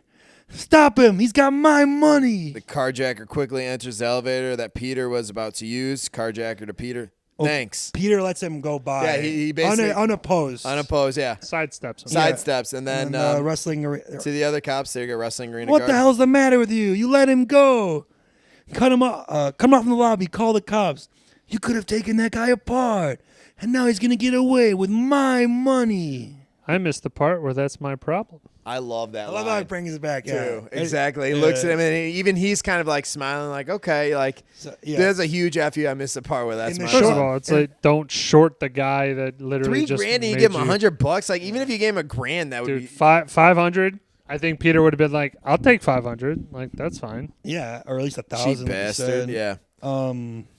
So yeah, those are 2 table So reads. then Peter goes back to the library to meet Uncle Ben, where he said Yep. he would, but he sees a crowd of people and no car, and there's like or there's not an ambulance. There's gonna be an ambulance. It's just There's There's a bunch of police people and like people cops and gathered things, like- around. Yeah. And he gets to the crowd and they're like, you can't come through. And he's like, that's my uncle. And he realizes Uncle Ben is lying there. And then he grabs his hand and he's like, Uncle Ben, I'm here. And it's really sad. And it's like, It is super sad. Ben's on his last couple breaths. Peter. Yeah. Peter. And then he's like, What if Patrick Warburton was? hey, It kind of does Hey, sound like him a little Peter. bit. Peter. Hey, Peter. Peter. Hey, Peter, with a great Hey, God's great Peter. Oh, responsibility. God. You know what I'm saying? They would ruin it. They would ruin the goddamn I think it movie. would make it better. Actually. No. Great power comes Great. great responsibility. You know what I'm saying? That's I'll good. be back later. We'll And then make out. Peter goes ape shit and like he basically taps into his potential. Oh yeah, well he holds his uncle in his arms or in his hand while he Dies, yeah. dies, and then he's like he hears over the police thing, or Where- someone says what happened. Oh, he's on He's Fifth like, heading south. He Yeah. got carjacked, and then they he's on blah blah blah, and he puts the Spider-Man outfit on, he's swinging. He goes on the like a water what's it called, like a water thing. Water tower. Yes, thank you. And he's like, Think of the word tower, dude. I couldn't think of it. Yeah, and he's Jesus like, Christ. and like this moment, it's like kind of when he decides like it's time to nut up or shut up. Like, Right. am I going to be Spider-Man or not? Am I going to swing? He down? goes full Like, ante in he it. does I love and then it. he realizes like he's You gonna can do hit. it on He's each- about to hit the wall, but he realizes he just like sticks the other arm out and he keeps like It's just trial kinda by fire, essentially. doing Like that, and he's learning how to swing, and it's really exciting. Like kind of a nail biting scene where like the car's like weaving through traffic, and he's like jumping on the Carlsberg truck, and then he's like Carlsberg. he gets on the roof, and the guy's shooting at him, and then he jumps back, and he goes like onto the windshield. And he punches through the glass, and they end up crashing like into a factory kind of warehouse, thing. a decrepit Yeah, warehouse. As the cops, so the criminal runs in there, and the cops like are making like a perimeter, I guess. Yeah, they're establishing a perimeter, and then And Peter Peter like sneaks beats his into- ass, and then Well- eventually he walks into the light, and you see it's the same carjacker, Well, yeah, he's like he's like hanging from the ceiling. You see him in the background, which is really cool. which is cool. Where he goes, So he goes back, right up, back up, and yeah. then the guy's about to pull the thing on him, and Peter like he's like Manhandled. give me a chance. And he's like, did you give my uncle a chance? And then right as he's about to do whatever, he sees in the light that it's the guy he let go, and he has this realization, this like I could have prevented all opposite this. of an epiphany, whatever that would be, that like I killed my uncle. Yeah. This is all my fault. First of all, having him drop him off got him in the spot in the first place, and then second of all, obviously letting the guy go. And he was lying to his uncle And about then- what he's doing because right, he's like, I'm going to the library. carjacking thing, and like it hits him like super hard in that moment, and the carjacker thinks he's got one up on him. Right, He's he like, pulls out his gun. You fucked up now, and then he like just breaks his wrist. Yeah, basically. goodbye. The guy, then he trips over like a pipe out the window. It looks like Peter pushed him, but he didn't. He didn't. But he didn't save him either. No. So kind of like Batman Begins kind of thing. Yep, and then from the there- spotlight is shining on him, and he has to escape the cops, which you don't really see, but that's what happens. I mean, it's a fucking Spider-Man. No, it'd be New cool. York Like City. I know. I think I'm pretty sure in the video game you have to like escape the cops. They have to like make Yeah, your way, I do remember way that, back actually. down the Yeah, warehouse because they're looking for you, Yeah. which is cool. We'll talk about video games. Yeah. And then from there, he goes on. There's a good montage of preventing crime and stopping crime. I have first. Go ahead, yeah. Peter graduating high school. We see that, Yep. and then we see Norman comes, and he's like, "Son, you made it. I didn't think you'd make it." And like, he's proud of Peter for being like first in science or whatever. Like Yeah, it's whatever clearly the- showing whatever that the award Norman kind of looks at Peter like he wishes Harry was like him. Like Yeah, because he has this great acumen Yeah. of like science and being able to do these things, and then he's like, "I want to do photography," and it's like, really, damn it, you have all this skill as a scientist. You And know? then, like you said, Bobby, we get the Spider-Man helping people montage. All the robberies he's foiling, the stick-ups at the convenience store. And then it becomes a newsworthy article, and that's where J.K. Simmons comes in, which I love his we character. see Daily Bugle and J. Jonah Jameson for the first time, and he is just like, if you ever know anything about J. Jonah Jameson, he is J. Jonah. He nails the character. This is Oscar worthy of J.K. Simmons. Could be. Honestly, It would for me, never it's happen, I but- know. I'm just saying yeah. he personifies this He's role. gonna say Oz better than Whiplash. That's what he was saying. Wow, like Well, right in there, right in my mind. I mean, like, it is. I'm not you. going to disagree completely, Woo, but dang it. I would I'm gonna say hang that up there. that. Well, but it's a Top very shelf. it's a very niche thing, though. It's like you're not going to get an Oscar for playing J. Jonah Jameson. I'm just most saying, likely, I can't imagine anyone else playing this Oh, role better no. than. That's what I'm saying. Yeah. Where at Whiplash, I could probably find 5 other people to do that. But you get that, and then you get the we see that they're graduating now, and MJ is getting off her shift from the diner. Yeah, the diner. And Harry- Life is not going as Peter well as she runs thought. into her, and she's trying to play it off like she's like heading to like an audition or Yeah. something. And then the Enrique guy comes out. He's like, "Hey, Miss Watson, you drew us $6 short. Miss You'll make me Watson, come yeah. after you again. You feel? Yes, Enrique, I feel you or whatever. I get you." It's like fucking A. I just say fucking Yeah. A. Think you're hot shit or something. Yeah. And you get the Norman and Peter get the apartment, and Which I like. Not They- Norman. Sorry, Peter and Harry and- get the apartment. yeah. Norman is there, Yeah. seeing the apartment, and Harry's like, "Hey, Peter, you need a job. My dad will give you a job." And he's like, "No, sir. I want to don't make want it on free my handouts, own. yeah. I like to earn and make my way." He's like, "I Respectable, respect that." yeah. Another instance of Norman and Peter like kind of having this Bonding. bond, Yeah. like father-son bond. Can we all agree? I know this is a random take, and I'm sorry I'm taking away some of the wind in your sail, but Green Goblin, great father figure. He basically says, "Oh, Peter Parker's after your girl? Fuck that," and basically intervenes on his son's behalf as Green Goblin, as this like psychosis episode, but good father traits. Just saying. And then while we're while he's they're talking about the job thing is when Peter sees the Daily Bugle thing. Right. We need a Like, photographer for Spider-Man. yeah, 'cause all they have is He's like a tiny I little- might get into photography, and then you get the scene of him setting, or one of these. He set up the camera. He saw these guys robbing like a armored truck or something. Yeah, he and sets he it up. fights them, and he sets the camera like a auto take pictures. Yeah, and like, boom, he boom, gets boom. these like amazing photos. He gets J. Jones is like, We'll give you $20. they're crap.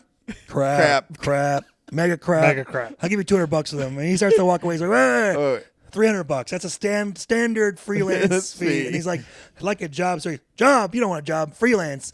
I'll give you a nice Christmas meat. Bag of Christmas meat. a ham or something like that. It's like really. And then Miss Brandt is like eye fucking him, like, which I love. Elizabeth Banks being Miss Brandt. I'm sorry, I had a huge heart on and the whole her. hilarious, like we were kind of skipped the like the 97 debate with like Robbie Robertson about it, and then Your wife's online. Ted too. Raimi. We oversold the ads to this guy and this guy. All right, give them page 1 and then give them page 8. Give them 10%. No, make it 5%. No, 15%. No, never mind. Make it 10%. It's like, no, we can't do it. Just do it. And I'm like, Your wife's online too. He's like, yeah. hang up. Very like quick and like just like amazing. Oh, it's great. It's great. He's the Yeah, and that's when we get the thing you were talking about earlier, the board directors. Norman, you're out. We're selling the we're company selling to the company. Quest. I built this company from the ground up. Yeah. What do you yeah. You know how much I sacrificed? I love that. I still use that today for different things if I'm going to be over the We top. kind of get the first big action scene, the World Unity Parade, I Yeah. believe. That That's right. Yep. was, where Macy Gray's performing. Macy Gray's performing, and terrible. Right, dude.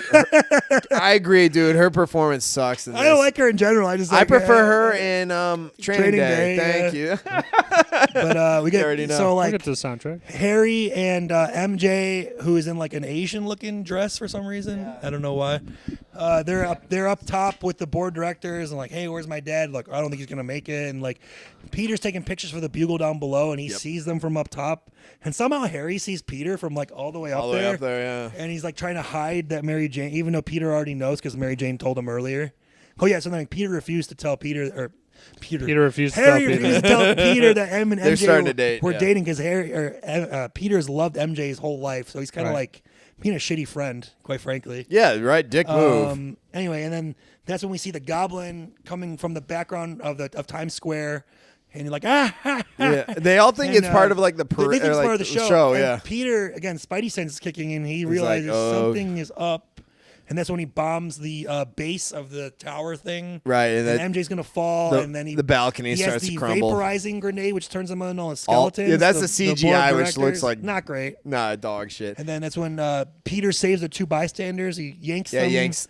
Can and we then- say that little boy? I'm sorry. Darwin's survival of the fittest. I'm letting you die. I'm letting you die, you bitch. You don't move. That's your I problem. do like him, very Superman-esque of him running with the Yeah, and rips it underneath off, and like yeah. ripping it off, and then he's trying to save Mary Jane, but Green Goblin is fighting him obviously, and they're kind of going at it, and it's like, oh shit, there's another guy who's as strong as me, and like, Yeah, he has a realization like, okay, like and he said he saves that one kid. very impressive. Saves the one kid from that thing that's Yeah, gonna fall on him, and then eventually he just shoots like webbing in his eye, and he yanks the thing out of the glider. Sends him. He's like, we'll meet We'll again. meet again. Yeah, we'll fight. And then he saves Mary Jane. He swings her up to a rooftop or something. Right, and drops her off. Yeah. But I like that. Impressive. He does like that spin, like, and he's about to punch it, Impressive. and he catches his fist and just poof, sends him flying. And that's when we get the first, we were talking about earlier, the Norman face-to-face talk with himself in the mirror. Yeah. Do you Where's want to the- do that one? The table read? Is that no? That's later. That's a different one. I That's a thought it was later- table read 3, maybe. No, he is talking to himself, but that's a later. Oh, it's a Norman later. talking to Okay. himself. You're not. Yeah. Anyway, and then Yep. he finally realizes like, oh shit, I'm the Green Goblin. I've been doing all these things. He's like, yeah, all this Everything's success. been working Yeah. out for you. Why would you think that? You know, I'm your and greatest it's- creation. yeah. Here, bingo. You know. Sorry, I did have those quotes written up, but I didn't print out Okay. that. But Then that we was got I got the next the Goblin crashing through a Daily Bugle, Jameson's office, and he sends his stuff in. He yeah, lies. awesome that J. Jonah Jameson, not actually a bad guy, it wasn't going to give Peter up, even Can't though, give up your source. well, he could if he was a No, I know, truly but a- he's such a cheap bastard. No, he, but he wasn't going. I mean, I to. just throw it out there that probably like comic books do have like some they're very like underlying I don't know, truth or something like what a good reporter would do or a good, you know. But J. Jonah Editor. he seems like a scumbag, right? Because he's slandering and libeling. You want some Spider-Man. infamous? But So isn't- you would think if he's gonna give anybody up, he would have no problem. But I feel like that's kind of the code of the newspaper and But the, not- the Never give up media your source. is Not to- everybody though. I mean, it's supposed to be. I understand. That's what I'm saying. He It's probably- supposed to be. But I love the narrative. comic books to me kind of have this Like- undying like truth like seeking thing that like he could be the worst person in the world, but I don't kill kids. But or for example, something, you number know. 3, Eddie is a an immoral journalist, photographer. He makes up stories He and is photos and things. the villain of the movie. Right. But I'm saying J.K. Simmons or J. Jonas is not a villain. It's showing that even though he might talk trash about Spider-Man or whatever, he's at the end of the day he's not going to give you up to Green Goblin. He's a little bit more Never holistic. going to give yeah. you Yeah, up. exactly. Never No, but I gonna love it let because I think you it's part of down. him being cheap, but also Oh, him doing whoa. kind of the right thing because he's like he sends his stuff in. I love that. He's like, Yeah, and then I think it's Yeah, also mom and dad are I'm not talking. gonna lie. I think it's also because Peter's a fucking kid, so he's like, I'm not gonna fucking just toss this guy to the wall. but he just met him. It's not like he has to like extreme loyalty to him or something. Like he's like Robbie or his son or I don't know whatever. Sure. Like, you know, it's like I get it. You know, it's just this kid who takes pictures. He could easily be like, "Hey, it's this kid who takes pictures. Leave me the fuck alone." I love Like, his narrative about Spider-Man. He's like, oh, he wants to be famous. I'll make him infamous. He's like, How make him he saved- infamous? No, and I was like, he saved those people from the fire. Yeah, probably one he started. Yeah. He's like that's Libel, slander. yeah, and on print it's libel. I love that line. I still. So here we go. We could go to then table read got- number 1 soon in a bit because that's Goblin, it's like Goblin gasses Spider-Man. takes him to the roof because he thinks, hey, if he could be, If he he's could our join enemy. us. Yeah, but what if he joins us? We'll be unstoppable. Right. And this goes into table read 1. You are going to be the Green Goblin. I'm Spidey. All right. Lands in front of Spider-Man on Rooftop. Wake up, little spider, wake up. No, you're not dead yet. Just paralyzed temporarily. You're an amazing creature, Spider-Man. You and I are not so different. I'm not like you. You're a murderer. Well, to each his own. I chose my path. You chose the way of the hero. And they found you amusing for a while, the people of this city. But one thing they love more than the hero is to see a hero fail, fall, die trying. In spite of everything you've done for them, eventually they will hate you. Why bother? Because it's right. Here's the real truth. There are 8 million people in the city, and those seeming masses exist for the sole purpose of lifting the few exceptional people onto their soldiers. You and me were exceptional. Leans in and grabs Spider-Man's neck. I could squash you like a bug right now, but I'm offering you a choice. Join me. Imagine what we could accomplish together, what we could create, or we could destroy. Because the deaths of countless innocents in selfish battle again and again and again till we're both dead. Is that what you want? He jumps onto his glider. Think about it, hero. Dude, I love the one line in this movie that I truly love from Willem Dafoe is, in spite of everything you've done for them, eventually they will hate you. Why bother? I think that definitely, this cements Goblin in the sense that, yes, he's going through this split personality or psychosis, but there's some truth to it. I mean, they'll find a way to fucking hate you. When I would just say also, Heath Ledger echoes that in The Dark Knight. He's like, they'll cast you out like a leper. Yeah. Like similar. Right. Oh, yeah, absolutely. I like that. Well, OJ, I feel, we need you to hop in. I feel like we've been kind of steamrolling I did this. one before. Okay. We got I have next the like you said, the Peter stops talks to Mary Jane before she walks off in the rain, changes into the suit, and then the mask falls off, but he's fighting them in the rain, so Beats she can't all of their asses. see who he is, and then he comes back down. They have the famous upside down yep. kiss, which is like legendary. Like, Right. No. I mean, one of the most I memorable saw kisses. a guy at his wedding. They dropped a rope down and he did it. did that. for No his- kidding. I thought it was love cool. Yeah, it's awesome. What kind of a wedding were you at where a dude came in from the Wasn't ceiling? At the wedding. I saw Oh. a video. And I love It's like, this. damn, dude, you got cool friends. The line Peter uses when she's talking to him is like, Friendly neighborhood? you're great, and blah blah. He's like, nice to have a fan. I use that a lot. nice to have a fan. Nice. And then I got the next thing is Green Goblin. Well, they're in the burning building. Spider-Man goes to save the people. He saves like the baby. Yeah. And then he hears like a scream. Woman, yeah. And the cops are gonna arrest him. He's like, I'll be here when you're back down. He's like, I'm not coming back, Chief. And he goes into the building, and it's actually Green Goblin on like a babushka. Shawl. Yeah. Shawl. Yeah. And then he's like, have you thought about my offer? I don't know if we have that there at the table or not. but- Yeah, no, we don't. Sorry. And Unfortunately, he's that's like, great. the answer is no. That's when he throws like the Those blades at him. Yeah. And the one cuts him on the arm. And then Awesome slow mo. he matrixes the rest of them, which is really cool. Like bends all the way over and shit. And then he manages to get out of there. And that's when they're both, Norman is heading, and Peter also are both heading to the their Thanksgiving apartment dinner. for the Thanksgiving dinner. And Norman walking up the elevator is kind of like still in goblin mode. You can Yeah, dude, you can see he's still tweaked. his Yeah. eyes and shit. And then like they hear like a ruckus upstairs when they're all in the 'cause apartment. Peter magically shows up in his room. Well, because he's Spider-Man. Right, now I get that. Oh, for but them saying yeah. yeah. And he's like on the ceiling when they come up there, and he's Blood is about drops, to come yeah. down from his arm, and it just misses Norman's head, but it Comes back in the room He and hears looks- it, and he looks down. And he's like, "What?" He looks up, and then He Peter's made hiding, his like, way under under the the balcony area. yeah. Yeah. and then he I love that scene. That's great. pretends like he just got home, and he's like, I had a mug of leaf for these cranberries, Cranberries, and then yeah. they're about to say grace or whatever, And he notices. Also, awesome part too. Aunt May like slaps his Hand. Norman's hand. He's And like, he goes, He's like, dude, he's this close to like sharp on the break. knife or Yeah. whatever. It's like and I'm then, about to kill this woman. Peter, what happened? Oh, a bike delivery, messenger got me. clipped Clip me. me walking How'd you up say the you got curb. that? Bike messenger Yeah. clipped me. And then he immediately now leaves. Norman knows Right. Peter's This is Peter, Spider-Man, yeah. and he immediately leaves in the middle of dinner, and Harry's upset because like, I want you to meet MJ, and blah blah blah. Your And mom was beautiful. he's like, too. they're all beautiful. Do what you will with her, then broom her. Yeah, then broom her. They're after sniffing up your trust fund or whatever, and Dude, yeah, Jane's he- all like, "Way to he stick up for needs me, to- Harry. That's then- my father. Hope you half the man he is someday." And I'll just say this to Harry's defense, like all right, obviously Norman had a rough marriage, if that was the case, where the divorce and then, the wife just, right, negativity. So I get it, but the guy is a brilliant mind. So it's like, I understand why Harry was like. Well, I think he's in goblin mode, so he doesn't care anyway. Right, he doesn't care. His real, like the emotions he's got no filter. Sure. And also Harry is always trying to impress his dad. All he cares about is impressing his dad. Right, to get his favor. And we've seen throughout the movie, Mary Jane's not really into Harry. Like, no. Not like he's I into think her. she's an opportunist, honestly. Is that the best word to describe it? I think there was something she saw in him initially, but as they're dating, she just kind of was like,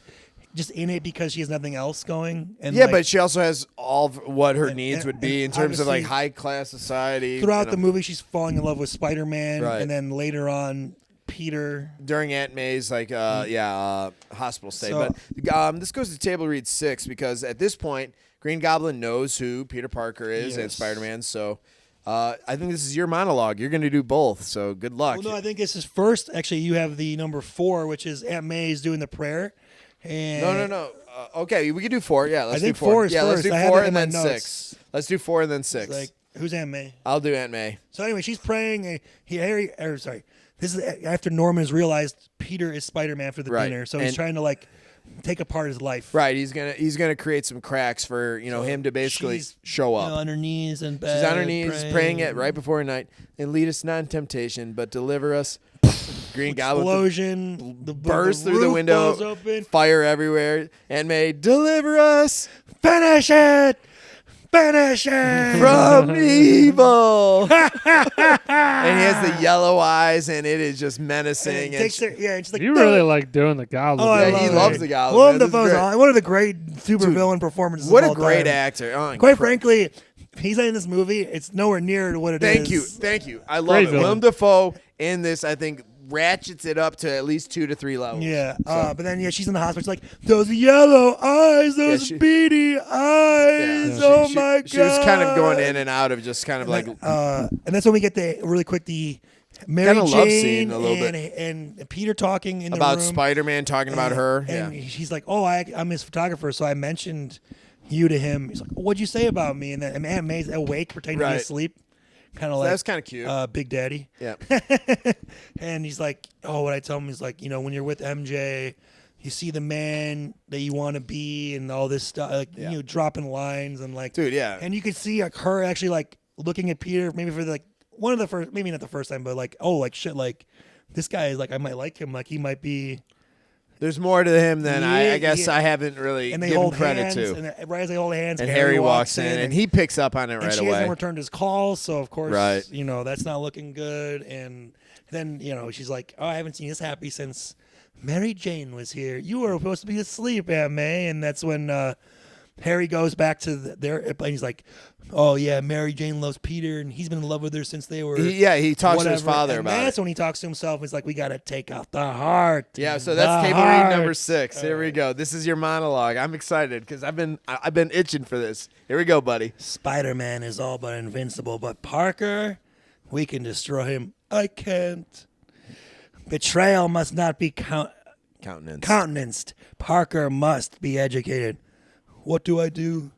Instruct him in the matters of loss and pain. Make him suffer. Make him wish he were dead. Yes? Then grant his wish. But how? The cunning warrior attacks neither body nor mind. Tell me how. The heart, Osborn. First we attack his heart. That's pretty good. Sorry, Woo! fun. No, that was good. Hey. Dude, Dude, Willem Dafoe, his delivery and execution on all of his lines, and fucking top notch. As I said, then we see him talking to Aunt May in the hospital room, and that's when she says, just tell Mary Jane how you feel. Everybody else knows. And that's when he's like, oh shit, if you know that, then that means Harry knows that, and that means that the Green Goblin might know that. He made that connection. And he calls her house. He's like, hey, MJ, he gets her answer, hey, MJ, MJ, just please call me back. Yeah. Can Spider-Man come out? Yeah, he picks up her phone. Yeah. Where is she? And then boom, hangs up. Can Spider-Man come out to play? Love it, dude. And that's when we get the final. Well, not the final, but the kind of climax where it's again. I had in my notes. a la Batman Forever, very similar Yeah, thing. yeah. You must It's choose her- between the woman you love Yeah. and other things. In this case, Mary Jane in one hand and a trolley full of Children. children on the other, like Boy Scouts or something. Yeah, something like Yeah. that. And he's holding them above the bridge above the water. You mean He's like, Brooklyn Bridge? yeah, Yeah, there you go. whichever. I don't He's know. from Brooklyn, I'm not yeah. I'm not from New York. I don't know. One of the But bridges. Spider-Man's from Brooklyn, right? Uh, I Queens. thought it was Queens. Queens. But Brooklyn is close. It's a borough. But yeah. So you're wrong too. Is that what? No, I think it is the Brooklyn Bridge. Is but it connecting? I Either don't way, know. whatever. Above the Hudson River, probably, or whatever the fuck it is. That's probably true. And he's like, this is why you don't become a hero, Hero. because one day some sadistic maniac's gonna come along and make you choose between the woman you love and a bus of innocent kids, or whatever he says, Yeah. and then he drops them both. And of course, Peter goes for MJ. Like, I would have. he dives right away. And he catches her, and as he swings back around, he grabs the the cable. Yeah. He's holding them both. She's hanging on to him. He's hanging on to them, right? And then Norman's like pissed, of course, Green Goblin, and he's swinging around. Comes He's with his like punching glider. him, and like Peter like loses him for a second. Mary Jane flies down, grabs the thing. Can we pause this? The moment Mary Jane, like when the cable becomes taut and she drops like 20 feet and then catches a bar and pulls. No And then, fucking way. I'm just saying, physics yeah. alone means your shoulders rip the fuck out of your socket and you're going all the way down into the fucking water. You're dead. As is happening, there's like a barge coming. He's Yeah, like, barge. We're coming to you. Yeah. Just hold on, or whatever.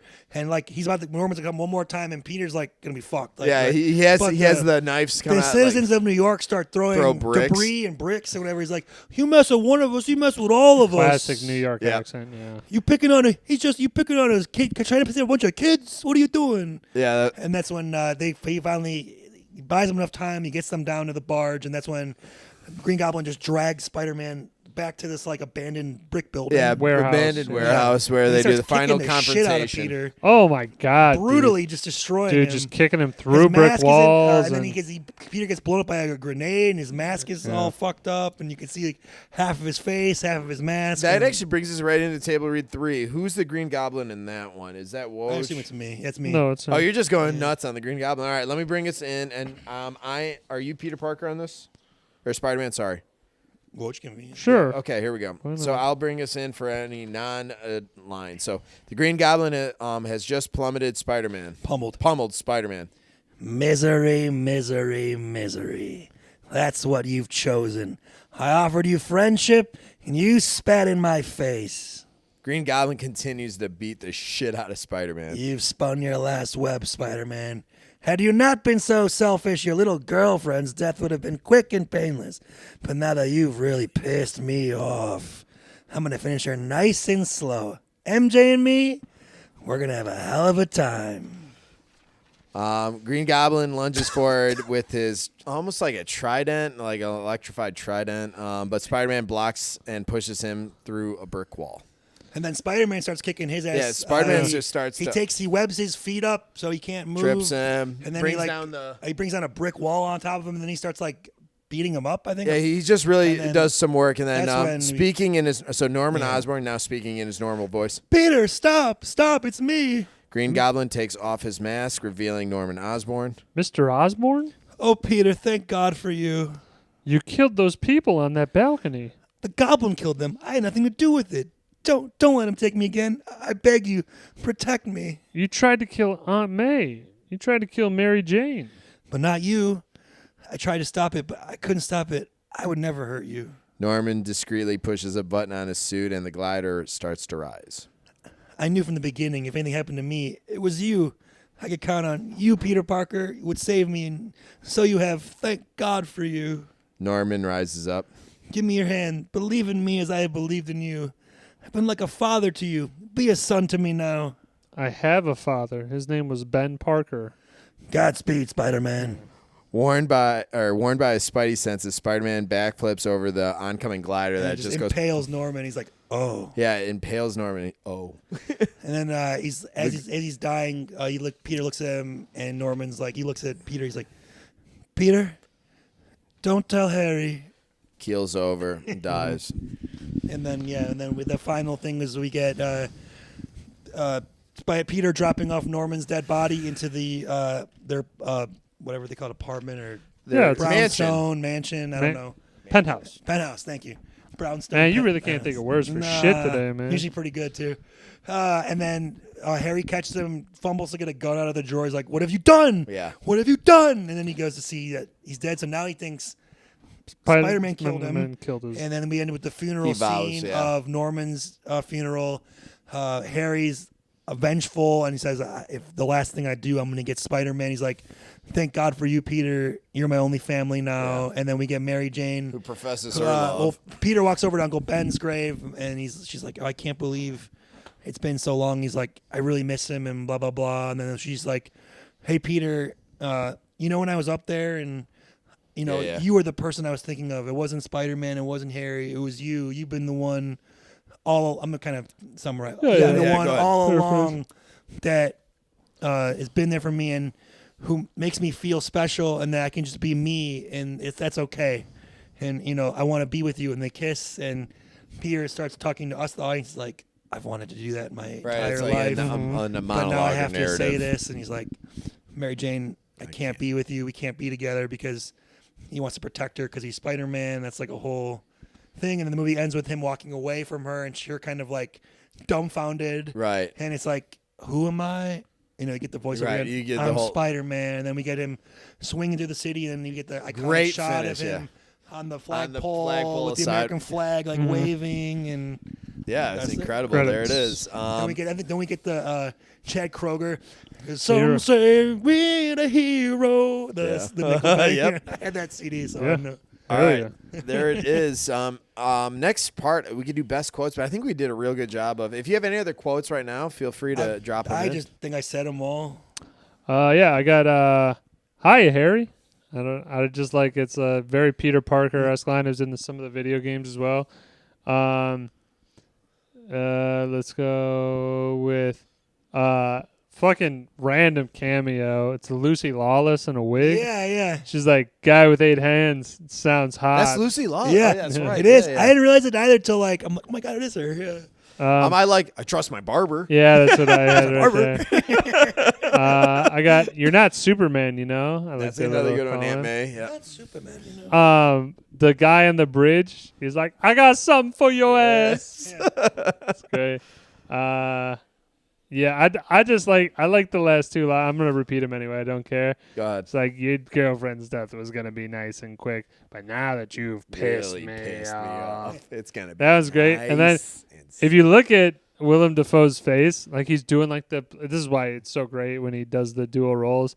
So he's like, "Peter, please," and then he's like, "Godspeed, Spider-Man." Yeah, Godspeed, Spider-Man. His voice drops. So fucking great. It's just a switch.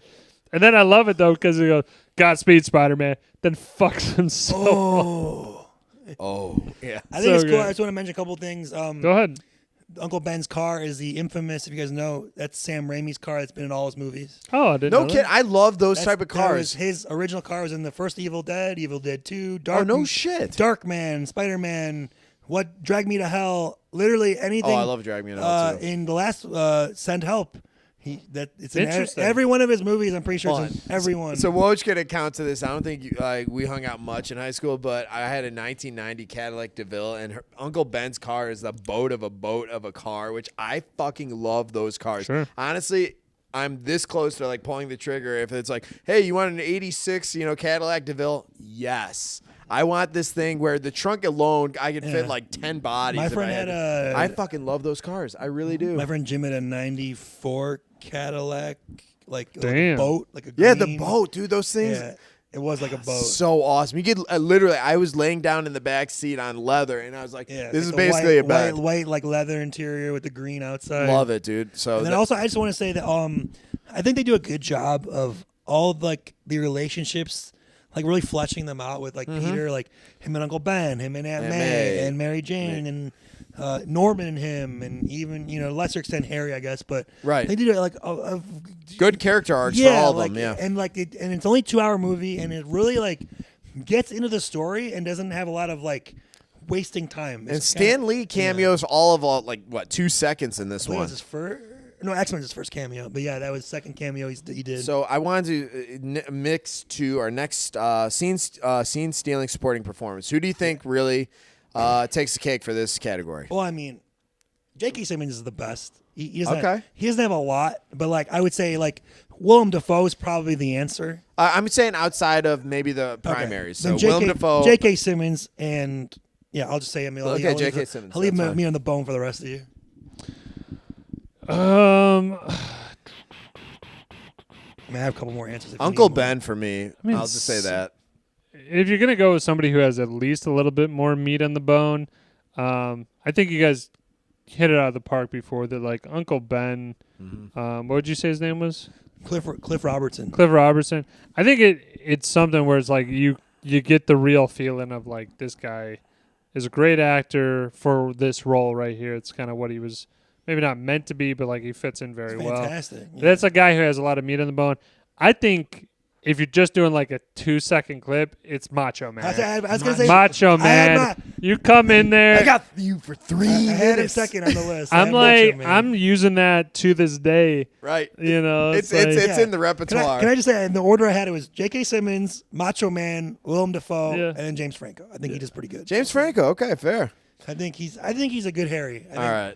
Good work. That guy? Yeah, let's move it on to that guy. And here's some of my notes. Can I just let me rave through this? Octavia Spencer is that check-in girl. Graduated that guy. Yep. That lady. The Larry Joshua is a wrestling promoter. KK Dobbs is Simpkins. Stanley Anderson, General Slocum. Jack Betts is Henry Balkin. You got Randy. Yeah, who are these? What are they in? Is there These are something- all part of this cast. All I'm right. just- I go got ahead. specifics. Yeah, Go but ahead. like, okay, but Okay, like, so who is the person? Who would I you don't know see this him lady's in? name. The Asian lady scientist on the high school trip who's showing all the spiders. I'm pretty sure she's the lady in the Truman Show, the one who works behind the scenes with Okay. Kristoff. I just watched it the other day, week, so Okay, I don't know her name. Sorry, I couldn't find it. General Slocum, yeah, he's definitely that guy. I don't know what else he's been in, but I've seen him. Stanley Anderson, yeah. Dr. Strom, the guy who's like back to formula guy. Yeah. He was in the episode of Parks and Rec where Leslie gets set up on a date with him in the first season. That's right. The Rock Show episode. That's Ron Perkins, Dr. Mendel Strom, yep. Jim Ward. This is going to be, as I like to. Okay, Jim Ward. He's the Quest guy who works for the Quest Aerodynamics or whatever. When they're like, "Hey, do you really want to stick with Oscorp?" And he's like, "Between you and me, I'm looking for any reason to get rid of him," and then get blown up by the Yeah, yeah. glider. He is the vice principal in Smart Guy. Oh shit! So I recognize his face. What a pull. He's also been a voice in like Fairly Odd Parents and all these animated things. Like I Oh, got that's you. kind of cool. Voiceover work. All right. And then Jesse Hyman's like he's in a bunch of shit. He's like Big Bang Theory. He's the high school kid. Jesse Hyman, I would say, is like he is the premier that guy because he's been in so much shit. I have one that's my favorite. Sure. That I didn't know until I watched it this time. I know exactly what you're So gonna say. that's- I know exactly what you're gonna It's say. the cop You- being interviewed. It's his With name is Joseph D'Onofrio, yeah. He's young Tommy in Goodfellas. Goodfellas, I and he's got also you, in Bronx Tale. He's Yeah. the friend of the I got you on that, dog. Lucio. I'm right there. He nailed it. There I you couldn't go. believe that. I looked at him like, is that fucking young Tommy? And then I like Google and then I looked at IMDb. I'm like, it is young Tommy. So that's all I had. I would also put just in there Jerry Becker is Jerry Becker was one of the guy in the wheelchair. Oh, the Professor X guy. Yep. No, he's not Professor X. He He's the kinda guy in the looks like him, though. wheelchair. He's a He does a bald little guy. bit. But he's guy in in a a wheelchair. he's in a shitload of stuff though. Like as a guy who you're just like. No, he's right though. I also had like I thought it was interesting. Like Ted Raimi is the brother of Sam Raimi's brother. Sam Yeah, Raimi. it's Hoffman. But he's yeah. also kind of known. Like he's in other things. well, having your brother direct it kind of. Robbie Robertson is he's the dude in what's it called the Spike Lee movie Do the Right Thing. Do the right thing. Raheem with the stereo. I gotcha. You also had we mentioned Macy Gray, singer, but also actress and stuff like that. Lucy Lawless. I mean, Xena Warrior Yeah, come on Princess. now. She's not that guy. We all know Lucy, but But she doesn't look like she herself. doesn't look like Yeah. it. You're right. I you're would right. say it's at least like Lucy Lawless was huge in It's the notable 90s. to mention it. No, yeah, no, I think Not so much other stuff after Joseph Manette was She was in Eurotrip, which I loved. Hold on, yeah, Jason. Manganiello Oh, He's married to Sofia Vergara, lucky man. was. Oh, he's not anymore. Way to blow up his spot, Ooh, dude. He was also he was supposed to be Deathstroke in the Batman v Superman universe, and that whole shit got canceled. That sucks. I have that guy is the Jason Padgett. He's Flash's crony. The He's- guy who comes from behind. Yeah, he tried to tackle him. He's just randomly in different things. I think throughout like different rom-coms or different types of like CW shit. I've seen him before. So I got Jim Norton was one of the like a truck driver getting Oh yeah. interviewed. He's a Yes. pretty famous comedian, but I don't like him. That Yeah. guy. And then I just like this. It's not that guy, but the robber guy who shoots Uncle Ben. His name is Michael Papajohn. Papa John. Papa John. You know yeah. what else he's in? What He's the safety in The Longest Yard. is he? He's the one who like the big Khalid That's doesn't like. Or fucking he's right. He's like, hey, Papa John's our safety. Oh my Even God, call him that's his Papa name John, though. yeah. That's great. That's right. Come on, give me that. That's good. That's a I'll good give some pull. love. That's a good All right, pull. there it is. I did not know. All right. That's awesome. That's I love good. that. Yeah, Papa. No shit. All right. So next one, I'm gonna do the recasting. Then we're gonna get to needle drop. So possible recasting. Let's hear it, boys. I like how you said I'm going to do the recasting. Then what do you guys got? Well, no, that's the next subject. I didn't topic. have any. I mean, I think. I mean, if you didn't have Toby, you probably. I mean, well, they almost did this for the second one because he hurt his back filming Seabiscuit. Gyllenhaal was going to be Spider-Man for Spider-Man 2. No If shit. Toby couldn't film it because Interesting. he got thrown from a horse filming it. Damn. So, I mean, alternatively, if you didn't do Toby, I think Gyllenhaal would have been perfect. Gyllenhaal Granted, could've at this point in his career, he was like a no-name, like not really much. Like he had like a couple things, but like he didn't really get on this. I mean, he had like maybe Donnie Darko, or maybe that's the next year, I think, or I don't know, around that time, but not much. So I don't know if he would have gotten it because it's like a big, you know, Tobey Maguire's coming off of Pleasantville, The Cider House Rules, Right. Right. all these things that like he's a high-profile young actor. So, you know, but I didn't personally have any recasting. I'm sure you could do alternative casting of people who would also be good. If like Nick Cage could have probably been Green Goblin. Like, you know, I like Willem. I like that. Yeah. Willem Dafoe is obviously fantastic. Right. But I'm Nick just saying, Cage has the we're just talking bravado like, to hey, do it, sure. it could have been someone. It could have been him. You know. Sure. I got Jack Betts, who was the general or like in the military, like professional kind of space. I think it could have been J. Jonah Jameson very easily. His face, at least, looks like it could have easily been there.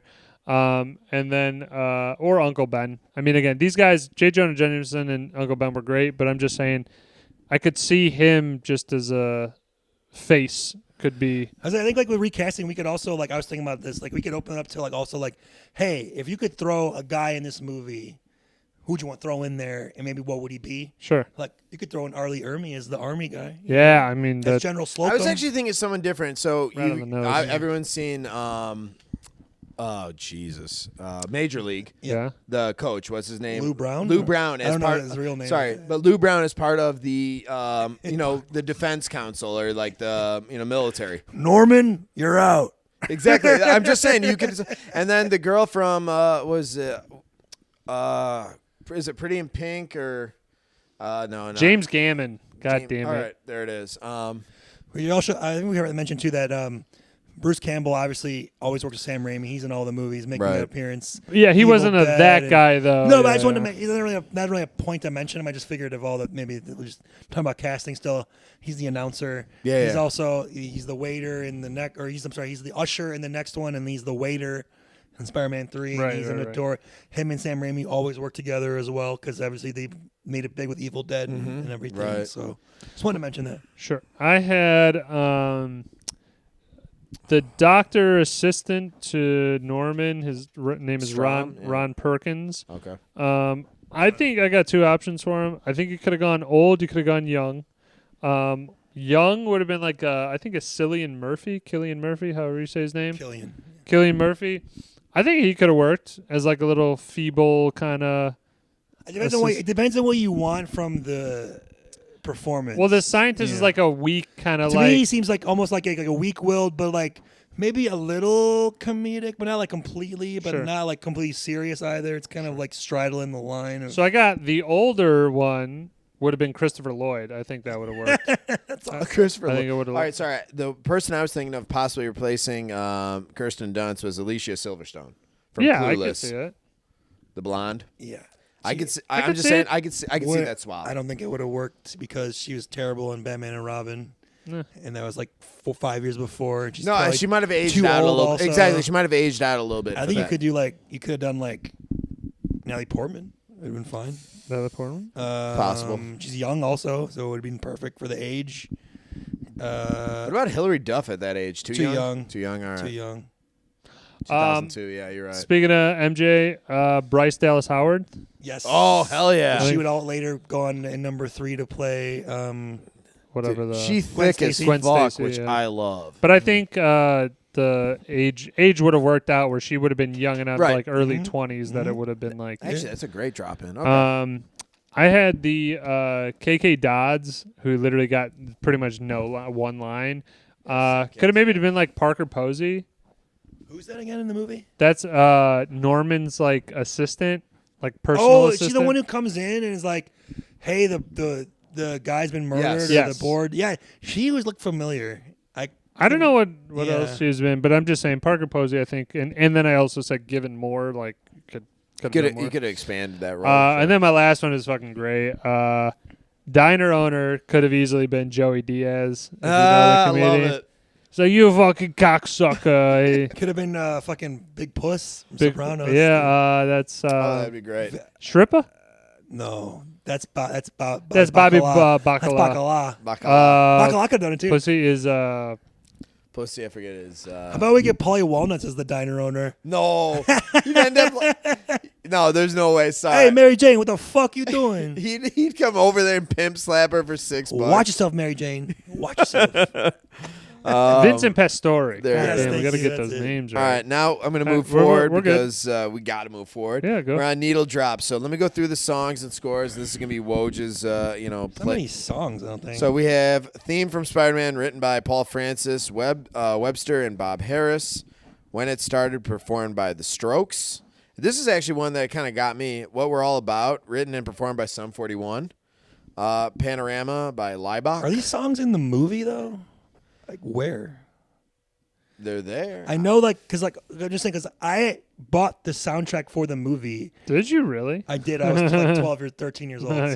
So, like, the big one I remember was the one with Jody, whatever, and then Nickelback. I Chad Kroger.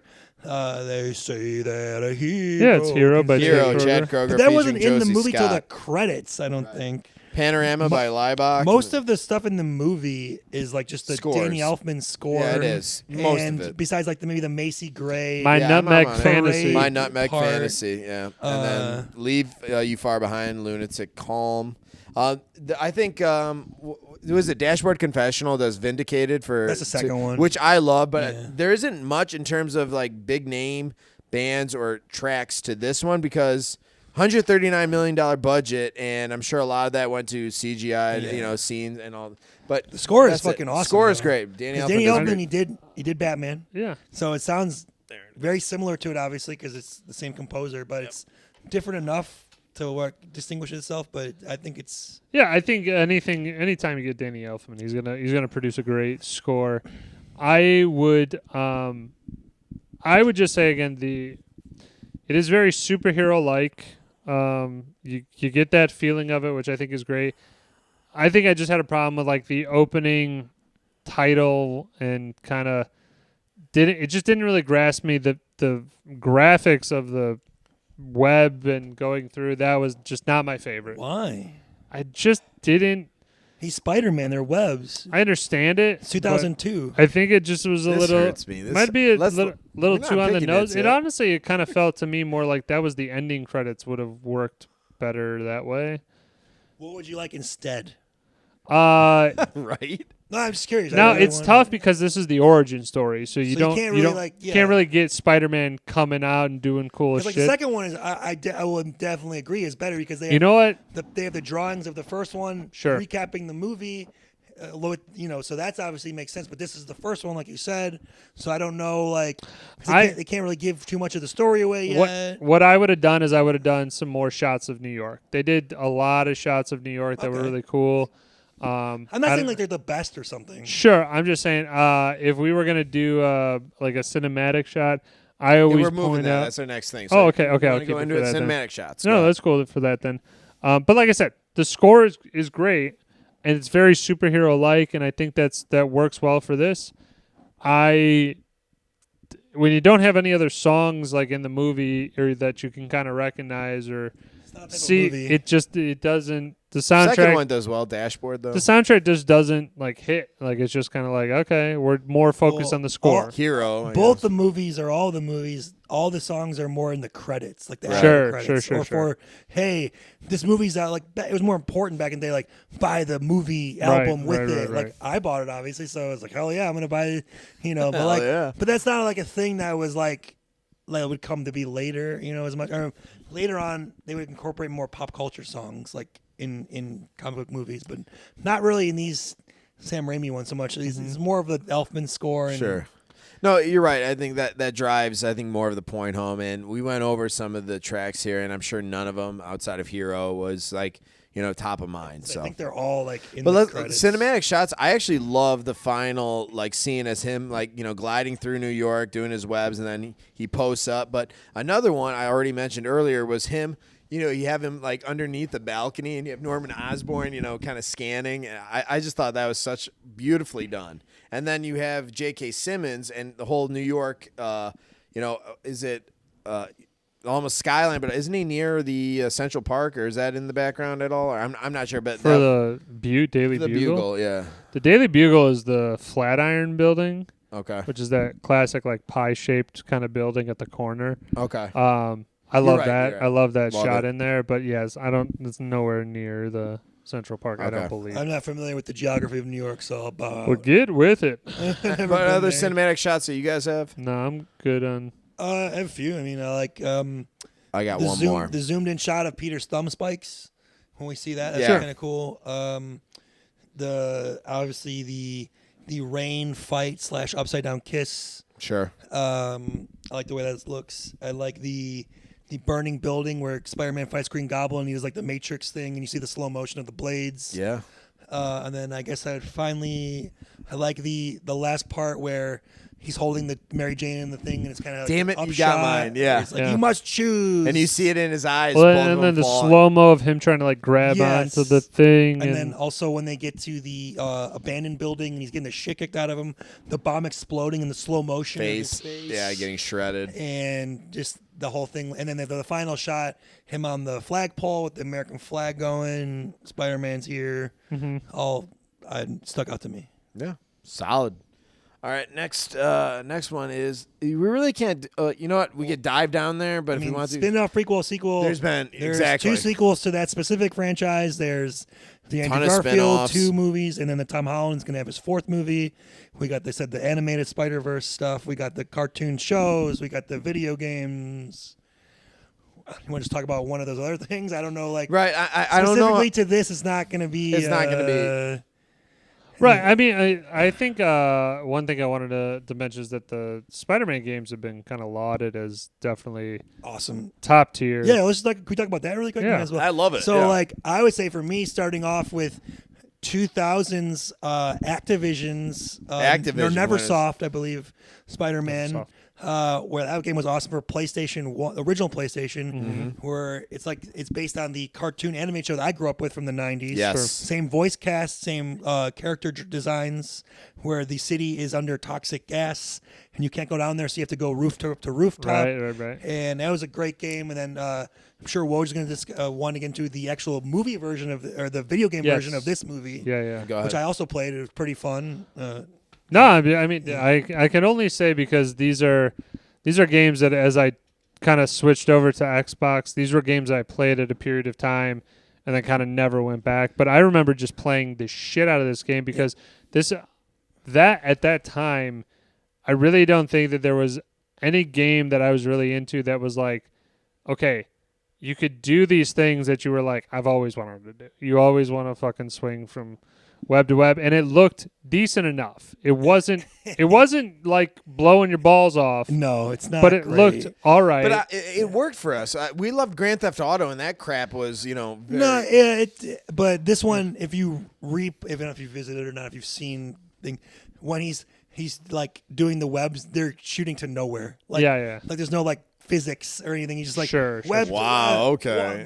Well, dude, if I you play get the it. new games, it's like night and day. Like, Right, for I example, the understand. one that came out in 2018, Insomniac Spider-Man, and the sequel, the number 2, and the Miles Morales spinoff. Oh yeah. Those are fucking the best. Unbelievable. Like, you really feel like Spider-Man. You're going from building to building. I've seen that. You know, you're breaking off your web. You have to get the other one. It's not like you're just shooting into nothing. Blindly. Right, Yeah, you yeah. can't just like randomly But grab. it was the at time, straws. like you It said. was the time, yeah. But I'm just saying, if we're talking about overall as a whole, like these new games, oh my god, it's so sick. Like the stuff you can do. They basically gave you It's the realistic. Batman Arkham style of fighting Love Yeah. it. with the swing of Spider-Man around the city. Sure. So it is like unbelievably awesome. Night and day. And You're you- right in that sense. And you can like customize the different suits. Like I can wear the Toby suit if I want. I can wear the one from the show. I can wear the one from Tom Holland. Like it's so cool. All the stuff you can do. Yeah, the other part that you had mentioned though is that one game that I believe I'm referring to that was going along with the movie, right? Where Yes, you're yes. fighting It, the now, Green it wasn't shot beat for shot. It wasn't beat for beat, but it Right. followed the basic thing. Timeline. They threw in some other people, like the Shocker, I think's in it, and like a couple other. Great The villain, man. shocker.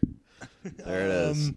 But by the way, the mechanics of that game, the gameplay was fucking terrible. Yes. Very frustrating. Like, because a lot of times you'd be trying to climb one way and like, but it's like inverted, so like it won't work like the Yeah, way yeah. you, and or the camera won't move to like. Mm-hmm.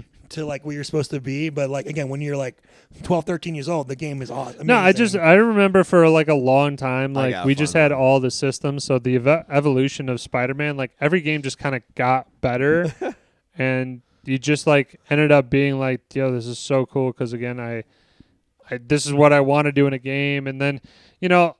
I like more of a linear storyline in general, and then now a lot of Agreed. games are just kind of free open world. Well, there's a story. It's open. Okay, Sure. It is open world to a degree. Yeah. But there's also like a main story, Right. that you can choose to stick with. But there's also like side missions, like, hey, I can help these people here, or Right. there's a mission here. So it depends on what type of player you are. Are you a completionist, or do you not care, or do you just I'm a want to? completionist. Do you just I want to do really- like I kind of like to do everything. Like I would mix it in where like I'll do the main story, and then like if I'm getting too far in that, I'll start doing some of the I'll side double back, stuff. yeah. Because I'm not going to come back. Yeah. So I want to have Sure. everything kind of sync up to where like I've completed That's good. this thing. I've got this attribute, this thing. Now I'm ready to move on to the final, battle or whatever. Yeah, I get you. Yeah. I want to switch this up to our switcheroo and crossover. Now, I have a fun Oh, crossover. sorry, dude. I had a Okay. spin-off sequel. Go I ahead. know we went down the movie path. Still could be in the cards, but I very much I think it would do well is if you got Tobey Maguire coming back in kind of like a Logan era because now he's like older, but like just simply like. You want Spider-Man 4? But I want Tobey Maguire to kind of embody the like I am now at the end of my Yeah. reign or like my powers are. I think they were draining. talking about that. That'd be awesome. But I would like to see Tobey Maguire kind of a little bit more edge. I think it would work No Way because they Home already kinda has that they already feel. prefaced him as like kind of like, hey, I'm the original. I'm like like in that one he's like a weird kind of like stepdad kind of energy of like, hey guys, I'm like 15 years older than you, but You're right though. Totally. know, No Way Home. He has that feel of like, hey, I'm the youth I'm the pastor. older I brother, love maybe not it. stepdad. It would but be like, nice to see what happened after Spider-Man 3, like Yeah. with him and Mary Jane or whatever. Sure. You could honestly too, like, you could make like if you wanted to like a comedy show of like J. Jonah Jameson, like J.K. Simmons as him. Like I don't know, Sure, you could. You like easily a could. mini like 10 A episodes, mini series, like 6 to 7 episodes. kind That'd of be just great. like a day Sure. in the life kind of thing. I don't know, like, but Dude, I'm sold to that. J.K. Simmons as him is. because him as the character is elite. It's just so good. I had a fun crossover because this happened in the early 2000s, late 90s, right? That's the intent, the timeline of this. yeah, I think it takes place in So present day. you have Johnny Sack and Phil Leotardo walking around New York, maybe hopping into a car, him open up the door for Johnny Sack. That'd be fucking hilarious. hey, Just Spider fuck. So that's a hey, fuck switcheroo you. then. Yeah, sorry, is that a Crossover. switch? Yeah, that's- I said Crossover. Yeah, Where you have We Phil can get into Leotardo that. and Johnny Sack in the city somewhere. That'd be fucking hilarious. That'd be cool. I like that. Any like New York. What do you guys have? I mean, if I any? got Ghostbusters cameo in the Oh, background. I think cool. that'd be kind of cool. Or is that too early? Because Ghostbusters 80s. Well, they could be older. I'm just saying Ghostbusters. older. Oh. Just like this is the nice thing is Yeah, like yeah. You could slap a just- sticker. Hey, could you see the car? The, the, Oh, the the car, logo, baby, the yeah. car, driving by. I like it. I like for comedic effect because they have firefighters. Like I now pronounce you Chuck and Larry, or you got Adam Sandler and Kevin James like coming through. Love it. I was thinking more like on brand of like different heroes, like because in number 2, I think they have it for a second. You can see Thomas Jane's Punisher when Mary Jane's running through the streets. In her Okay, wedding yeah, dress. Something like that, where maybe we get like Matt Murdock, Daredevils. Daredevil, Yeah, right. Daredevil's in Queen or Right. Hell's Kitchen. Right, so yeah. they're in New York, both of them in New York. That would be cool to see. I mean, obviously, at the time you had the X-Men. They're in more upstate New York, but Sure. the movies came out at around the same time, so you could have had maybe something like, which actually they also were going to do. I think they were going to have. I don't know if it was he was going to be in theirs or they were going to be in his for a quick thing, but they couldn't manage it or like schedule, so it didn't happen. Sure. But they were thinking about doing something like that with like Hugh Jackman or whatever. Okay. Yeah, there was comment. I actually, fun fact, they were going to try to put in a teaser of Hugh Jackman as Wolverine in this. So. Oh, okay. There you go. That's what. That might have been it. So. Yeah, there it is. So. All right. Picking it. All right, picking it. And they're not big ones, but I I got just a had few. like again. I thought it was weird that it's Peter meeting Norman for the first time. And it's like his best friend. Probably again. He said he's a businessman, so maybe and he moved away. I don't really know the whole background of Harry in this movie, so I just thought that was odd. That's fair. We kind of discussed all the kids, including Toby, look too old to be high school Yeah, kids. the high school dude. Style of the time. Yes. You know, Especially Joe. Beverly Manganiello. Hills 90210. Joe Manganiello's like 30. well, like Smallville, Tom is supposed to whatever. It's supposed to be Clark Kent as like a 15-year-old, but he's like a 25-year-old man. Yeah. So it's like that was just Tom Smoot? no, Tom Welling. Welling. And then what else? I have Harry's a shitty friend. I don't know if it's a picky nit, but it's just again Harry's just a shit. Yeah, I got Using his Yeah, Harry's a lines, fucking taking his prick, yeah. girl, not telling him. But hey, he never jumped on it. He never like. He did. He tried. But he never was like, "Yo, dude, she's off limits." Sorry, bro code says like Yeah. if you say like, "Hey, sorry," like don't Dude, pursue. What a it. He dick. knows that Peter loves her, and if you're his best friend, Yeah, it is. You're right, Dick. you Rose. gotta at least be like, Peter, or at least ask him before. I am going to pursue this if you do not go for it right now. Or like, Right, Yeah, there like has a to be that heads up. conversation. like, listen, yeah. man, I don't want to do this, but I really like her. You're Okay. not, are you going to do something or not? Right. That's fair. That's a fair statement. What else? Uncle Ben and Aunt May seem really old to be his aunt and uncle. I always question that. Look like more his grandparents. I don't know, like how old were Peter's parents? Were they just like was Aunt May just Yeah. like really older than his mom or something? I always thought that as the movies go on, the aunts get younger and the uncles. That is super That weird. is so Is weird. that- Yes. I just Aunt May basically becomes like a 10-year difference from Peter. and then the last thing was, I mean, I guess maybe Norman just didn't want to because he respects Spider-Man, but when he gassed him, he could have easily found out who he was. They could. I mean, he his coulda mask ki- off or coulda killed killed but him maybe he or- enjoyed the chase a little You bit. know, but that's again, it's like more of like a movie trope thing, I guess. I don't know. That's a good point. I got there's just a giant screen that in the lab, like not the lab, but the music wherever they're at with the First, spiders.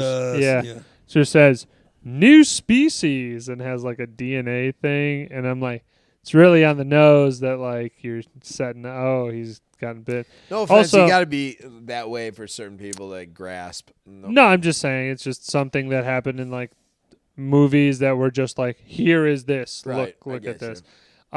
I feel like you would have felt a spider or something crawling on your hand. Not really, man. Maybe do one of those or.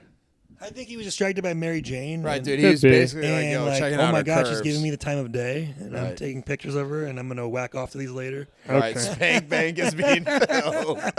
All right, there we go. Come on, he's like, what, 17, 18? That's Gonna have some other weapon come out of him. Hey, yeah, Mr. Golden Showers over here would throw some webs at him. I put the graphics are real rough at times, but Yes, then dude. also somehow like very good. Like Some are better than others. I think like the slow mo scene in the building that's on fire is fucking awesome And I for think The CGI of 2002. him jumping from building to building was rough. The that the was rough. top down thing But is when he's- weird. When he's in the suit, it looks good. When it's like CGI Spider-Man, when he's swinging from building to building, I think That it looks pretty better, good. no, but him as a human Yeah, jumping, that I was like, scene when he's learning that his was powers, fucking that rough. wasn't good. I'm just saying The it's skeletons when they get Yeah. vaporized. That looked like Yeah. something out of Mortal Kombat. Like it's from just real 1989. weird that some look good and then some look bad. I got it works on rats, so let me test it on myself. Like could have probably you're I worth a lot actually of money. appreciate that. I Coulda- appreciate that he Could have stands got behind his somebody product. else to do it. Like it's the last second. They get tomorrow's. There is no time. There is no. Yeah, there is no. I have no one else that can. Maybe he also doesn't trust anybody. could be. I'm just saying, if I was Norman Osborn, I'd be like, this is a good thing. Like, grab his like buddy's shoulder. You have no objections, right? You know, I'd almost like preface like, don't fuck this up. Do spiders have good eyesight? I don't. Yeah. They have incredible Does eyesight. Peter have good eyesight? You're saying? Or? No, like he just gets healed from his eyesight, and now he's like, I have. Well, I think just the natural the DNA makes him enhances superhuman. It fills in gaps. Yeah, it makes exactly right. Yeah, fills in gaps. Okay, that's cool. But in general, yes. And actually, it's true that the closest thing we have to precognitive like abilities are spiders. Like if you throw something at them, they could already notice something's different in their environment just by the air pressure being different, and they'll fucking move. Like there is something incredible in general about spiders, you know, that kind of lend itself to all of the superpowers that Spider-Man has. So it's pretty awesome. Sure. I got just like forensics on the murder. Yeah. Norman Osborn did not have gloves. Right. and giant blade things in his. it's also like, yeah, I mean, like there's What about his probably Strom some when he killed scanning him? into it. Like, oh, who was in there? Norman and the Right, Norman scientist. like that's it, right? That's Process it. of elimination. Yeah. You're What? a suspect for murder. I assume that Norman covered it up somehow. Like with It could be. Maybe the goblin is, Like- savvy. Yeah, like I he get he vanished. He I disappeared. love the fact, yeah, Green Goblin, great father figure to Harry, you know, taking care of problems for him. I'm just saying, psychosis aside, he you know, he doesn't kill Spider-Man right away, right? So there is some like restraint in him. Yeah. How does his grip work through shoes and gloves? That's a good point. So in the cage match, he's wearing shoes, and then Well, the hands, you could maybe say goes through the fabric. I don't remember if he had fingertipless gloves, but No, but I'm saying it even didn't if he look has like fabric gloves, you know, Uh-huh. those barbs could. I think he just sticks. Yeah, it's his ability. But to his point, though, shoe, fuck that. You're not gonna be able to do shit with the shoes. Every Spider-Man wears the suit and they stick to the wall. Fair so point. I don't. I mean, at least in Tom Holland version, you have like Tony Stark making it, so like it's high tech as shit. Could Right. probably explain that away a little bit. I got I don't know how the business side works, but like you kick the guy out who's got his name on the building is a little like, how That the happens though How sometimes. the fuck does that? But like from gross misconduct, sure. But it just No, seemed but like they just edged him out. Time Like, I know there was a tender offer. The one guy didn't like him, and then the people who were in the competition, Uh-huh. it was stipulated that if he's part of it, they're not buying the company. Right. So he has to be out. oh, okay. It's a Or they paperclip. won't I did not sell catch the- So, for example, and I agree, if you're part of the board of directors and you have control, like you all have different shares of the company, right? And you could vote based on those shares. Mm-hmm. If they said, hey, your company's valued at $100 right now on the open market, we're going to pay you $180 for your shares to take controlling ownership of Sure. this company. Yeah, I'm going to take, hey, your, 100 million becomes like, 180 million? I mean, Norman. boom. Norman, how does he not own majority of the sorry. stocks? That's what I'm he doesn't saying. have is that, like, 51% of the company. He might not. He had to probably take out different types I of. mean, he fucked up. You should never. You should have more. You should own the. But there's, I get where you're coming from, but like he should be 51%. But the reality is, because you're a genius, doesn't mean that you have the financial capital to become your own. we don't know like when he's rich or not. We don't know any of that. So But you need like rich benefactors to basically set you up if you don't have the underlying capital to do so. So yes, I'm sure he has a good chunk of it, but the reality is like the 8 or 9 other shareholders that make up the rest of it. Guess what? That you won't find in real life situation. I've done enough of these where one person owns 51%. Outside Sure. of maybe Elon. I'm just saying the business side of it was confusing. That they were just like, and you're out. But you Well, they had explained a that there tender was offer. bit They're of- like, we can't ignore That's it. Like, fuck it, we want to get paid. I just hate the classic fight technique of cops where like, hey, stop. I'm just going to run at you without my gun drawn. And you're just going to punch me in the face or like, they just were like, hey, we're going to fight you hand to hand. You have a gun. Are you saying Green Goblin when at the parade? Yeah, at the parade. He's like, I surrender. And then they just were like, Yeah. I'm going to grab you. And then he just started beating the shit out of him. That's fair. Peter Parker's voice as Peter. Spider-Man. Peter. The voice as Spider-Man It's not great. is terrible. Yeah. But then also, how can MJ maybe see this like, Peter? Is that you? I think it's like he doesn't disguise knows, it enough. I think eventually she knows, because in the second movie she's like, I knew it all along. I think at some point she realizes, but I would also say to that effect, it's kind of the whole how is Clark Kent Superman thing where he's so nerdy you can't believe that he would ever be this person. And sure. At least he's wearing a mask, so it's conceivable that maybe right. that could happen. But I understand what you're saying, like how you not recognize. It's pretty. Like Peter's I said, voice. it's pretty bad. Because even like, for example, Spider-Man: Homecoming, Tom Holland disguises his voice when he first Spider-Man. He's like, "Hey, how you doing? I'm Spider-Man." Like he's not doing his normal. Yeah. So he's trying. He is, So you could have done something like. I don't like how whiny he is, though. In general, I just think there is a funny scene in a lot of origin stories where like the guy is finding his voice behind the mask. Sure. So that you have to like disguise a little bit, because if you just came up and be like, "Hey man, what's up?" You'd be like, "Oh, you're clearly this dude," or whatever. You'd have a hard time hiding it. It'd be you or Ray Romano. I got Deborah. I got two things. Two things left. You mentioned it before, but yeah. MJ falling 30 feet. She's dead. Is not grabbing the ledge of a She fucking doesn't have the upper body. gondola car thing. No, her ass is I going. don't have as much of a problem with that as more of I do her flailing on the wire, just like. Yeah, no, she fucking her dead. body's like horizontal. Yeah, and there's like, no They're way picking her she's out of the hovering. river. I'm just saying. That's then- it. She looks like And olive oil and Popeye. Or Yeah. something. And then the last one is like, even if you don't know about the Spidey sense, like, why do villains give like ample time? Like he goes, "Godspeed, Spider-Man," to like That thing was know rocketed, something's though. up. That thing is And his ass has just got his ass kicked. He doesn't know, like I said, he doesn't know about the Spidey sense. The thing's right behind him.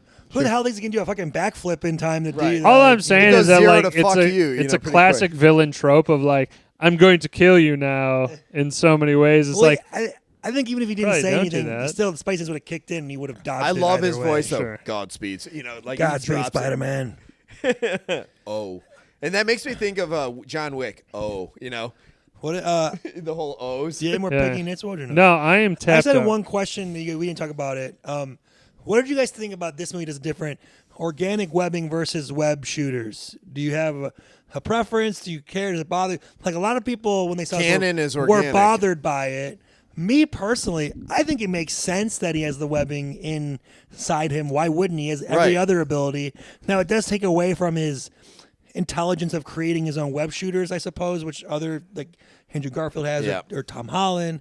But I think this makes it different, and I like it. And again, I think it makes sense because if he got all the other abilities, why wouldn't he get the webbing? Like to me, Isn't that canon, though, where he does have that? web shooters? This is the only time where it's This organic, non-canon? Really? organic webbing. Really? I thought even in the comics he had the ability. No? Traditionally, he makes web Traditionally, shooters. he Oh, makes no it. shit. Creates his own webbing. All right, see, I never read the comics. Now, I had a weird question. We've all been to Little Why- Sicily. So why are you? I'm going random. He just asked a question. Yeah. Sorry. Oh, what do you think? Go ahead. Yeah. You're next, Bobby. Don't get me wrong. I feel like I'm losing control here. Well, because he just asked a question. You go, all Sorry, right, go so ahead. question time. What was your question again so I can answer? I said, is he Web do you- like organic web shooters? shooters versus All right, fine. organic. And do I'm you fine have with a problem with it? You have a No. preference? You have a problem? I- Thoughts? I would think again, if you're bitten by a spider and you're getting all these things like I can stick and I can climb up walls and stuff like that, it only makes sense to come out of your. Well, I think in the later movies you could have easily just made him like a very smart individual.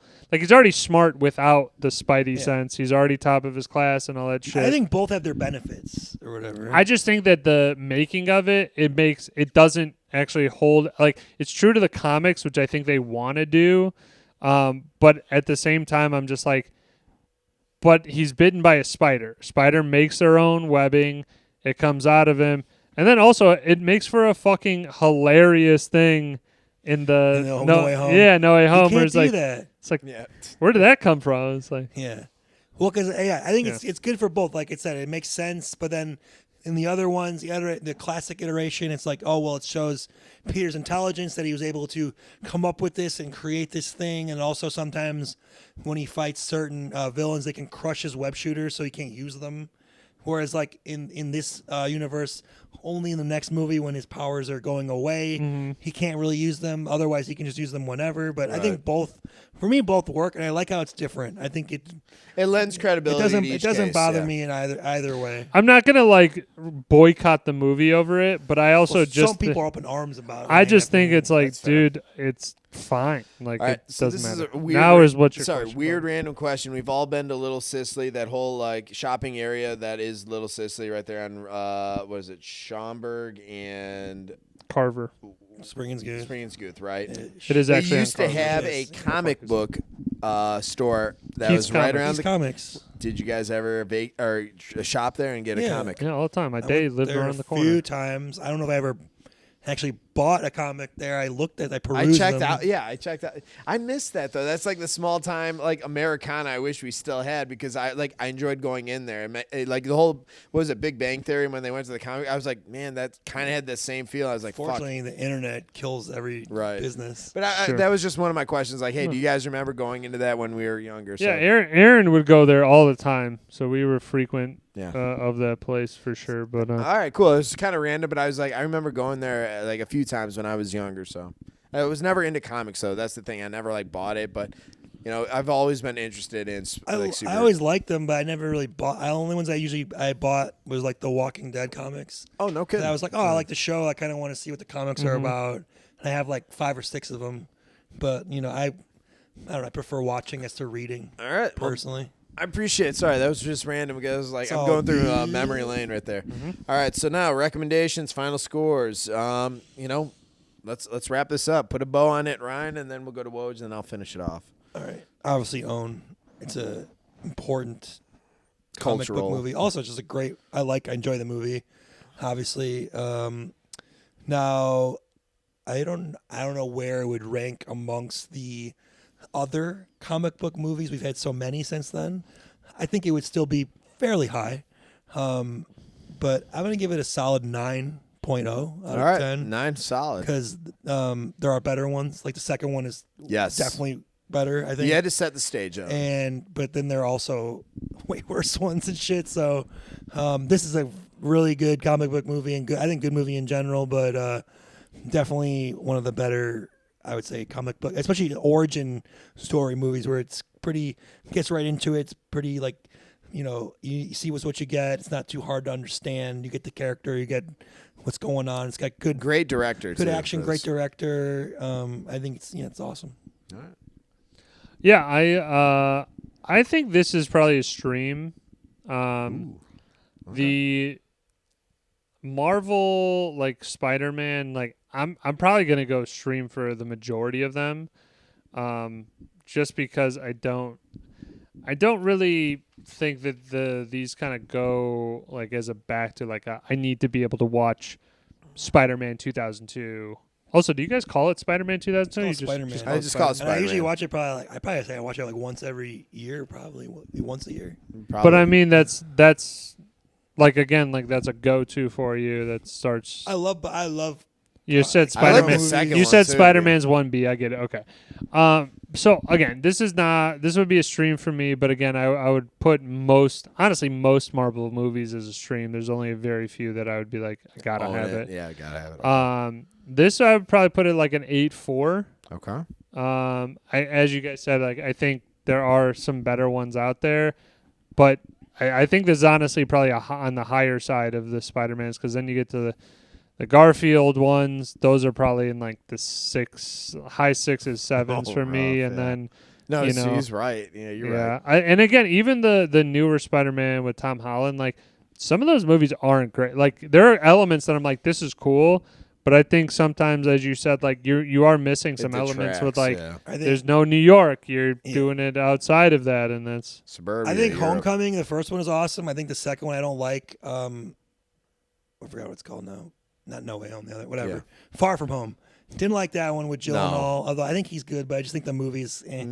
I love the third one with where they bring back all the Spider-Men. Yeah. Although that's probably the reason That's No why. Way Home. Right, because yeah, they yeah. bring back, and they bring back Willem Dafoe, and they bring back Doc Ock, and they bring back all these guys. Doc Ock, man. And Come on. and with You're that, right. The second one is so damn with good. that one though, the problem is it was made during COVID, so it's a lot of green screen. Like Sure. you could tell, like, oh, they shot this here alone, they shot this here, but I think they all have merits. You know. Sure.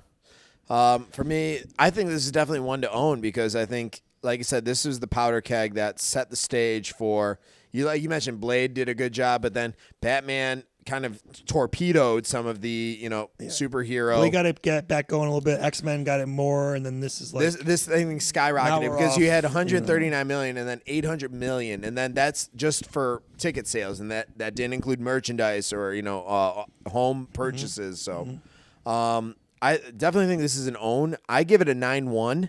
Similar to you, like there's elements to this that work, but there's improvement, and I think honestly the sequel of this is better than the original, which you don't say often because quite frankly, too, this sequel is, I think, one of the greatest comic movies ever. Like it's Sure. still holds up. So I know you're going to end up taking it, but I'm glad I started this Yeah. because it's something worth noting because we haven't really done any superheroes up till now. Only did Batman Forever, and And that was just because of Val Kilmer. we just recently had our first Star Wars. So Yeah, it's kinda- so- we really Yeah, getting we're there. kind of opening the door here Yeah. for sure. So we appreciate it. This is segment 2 done.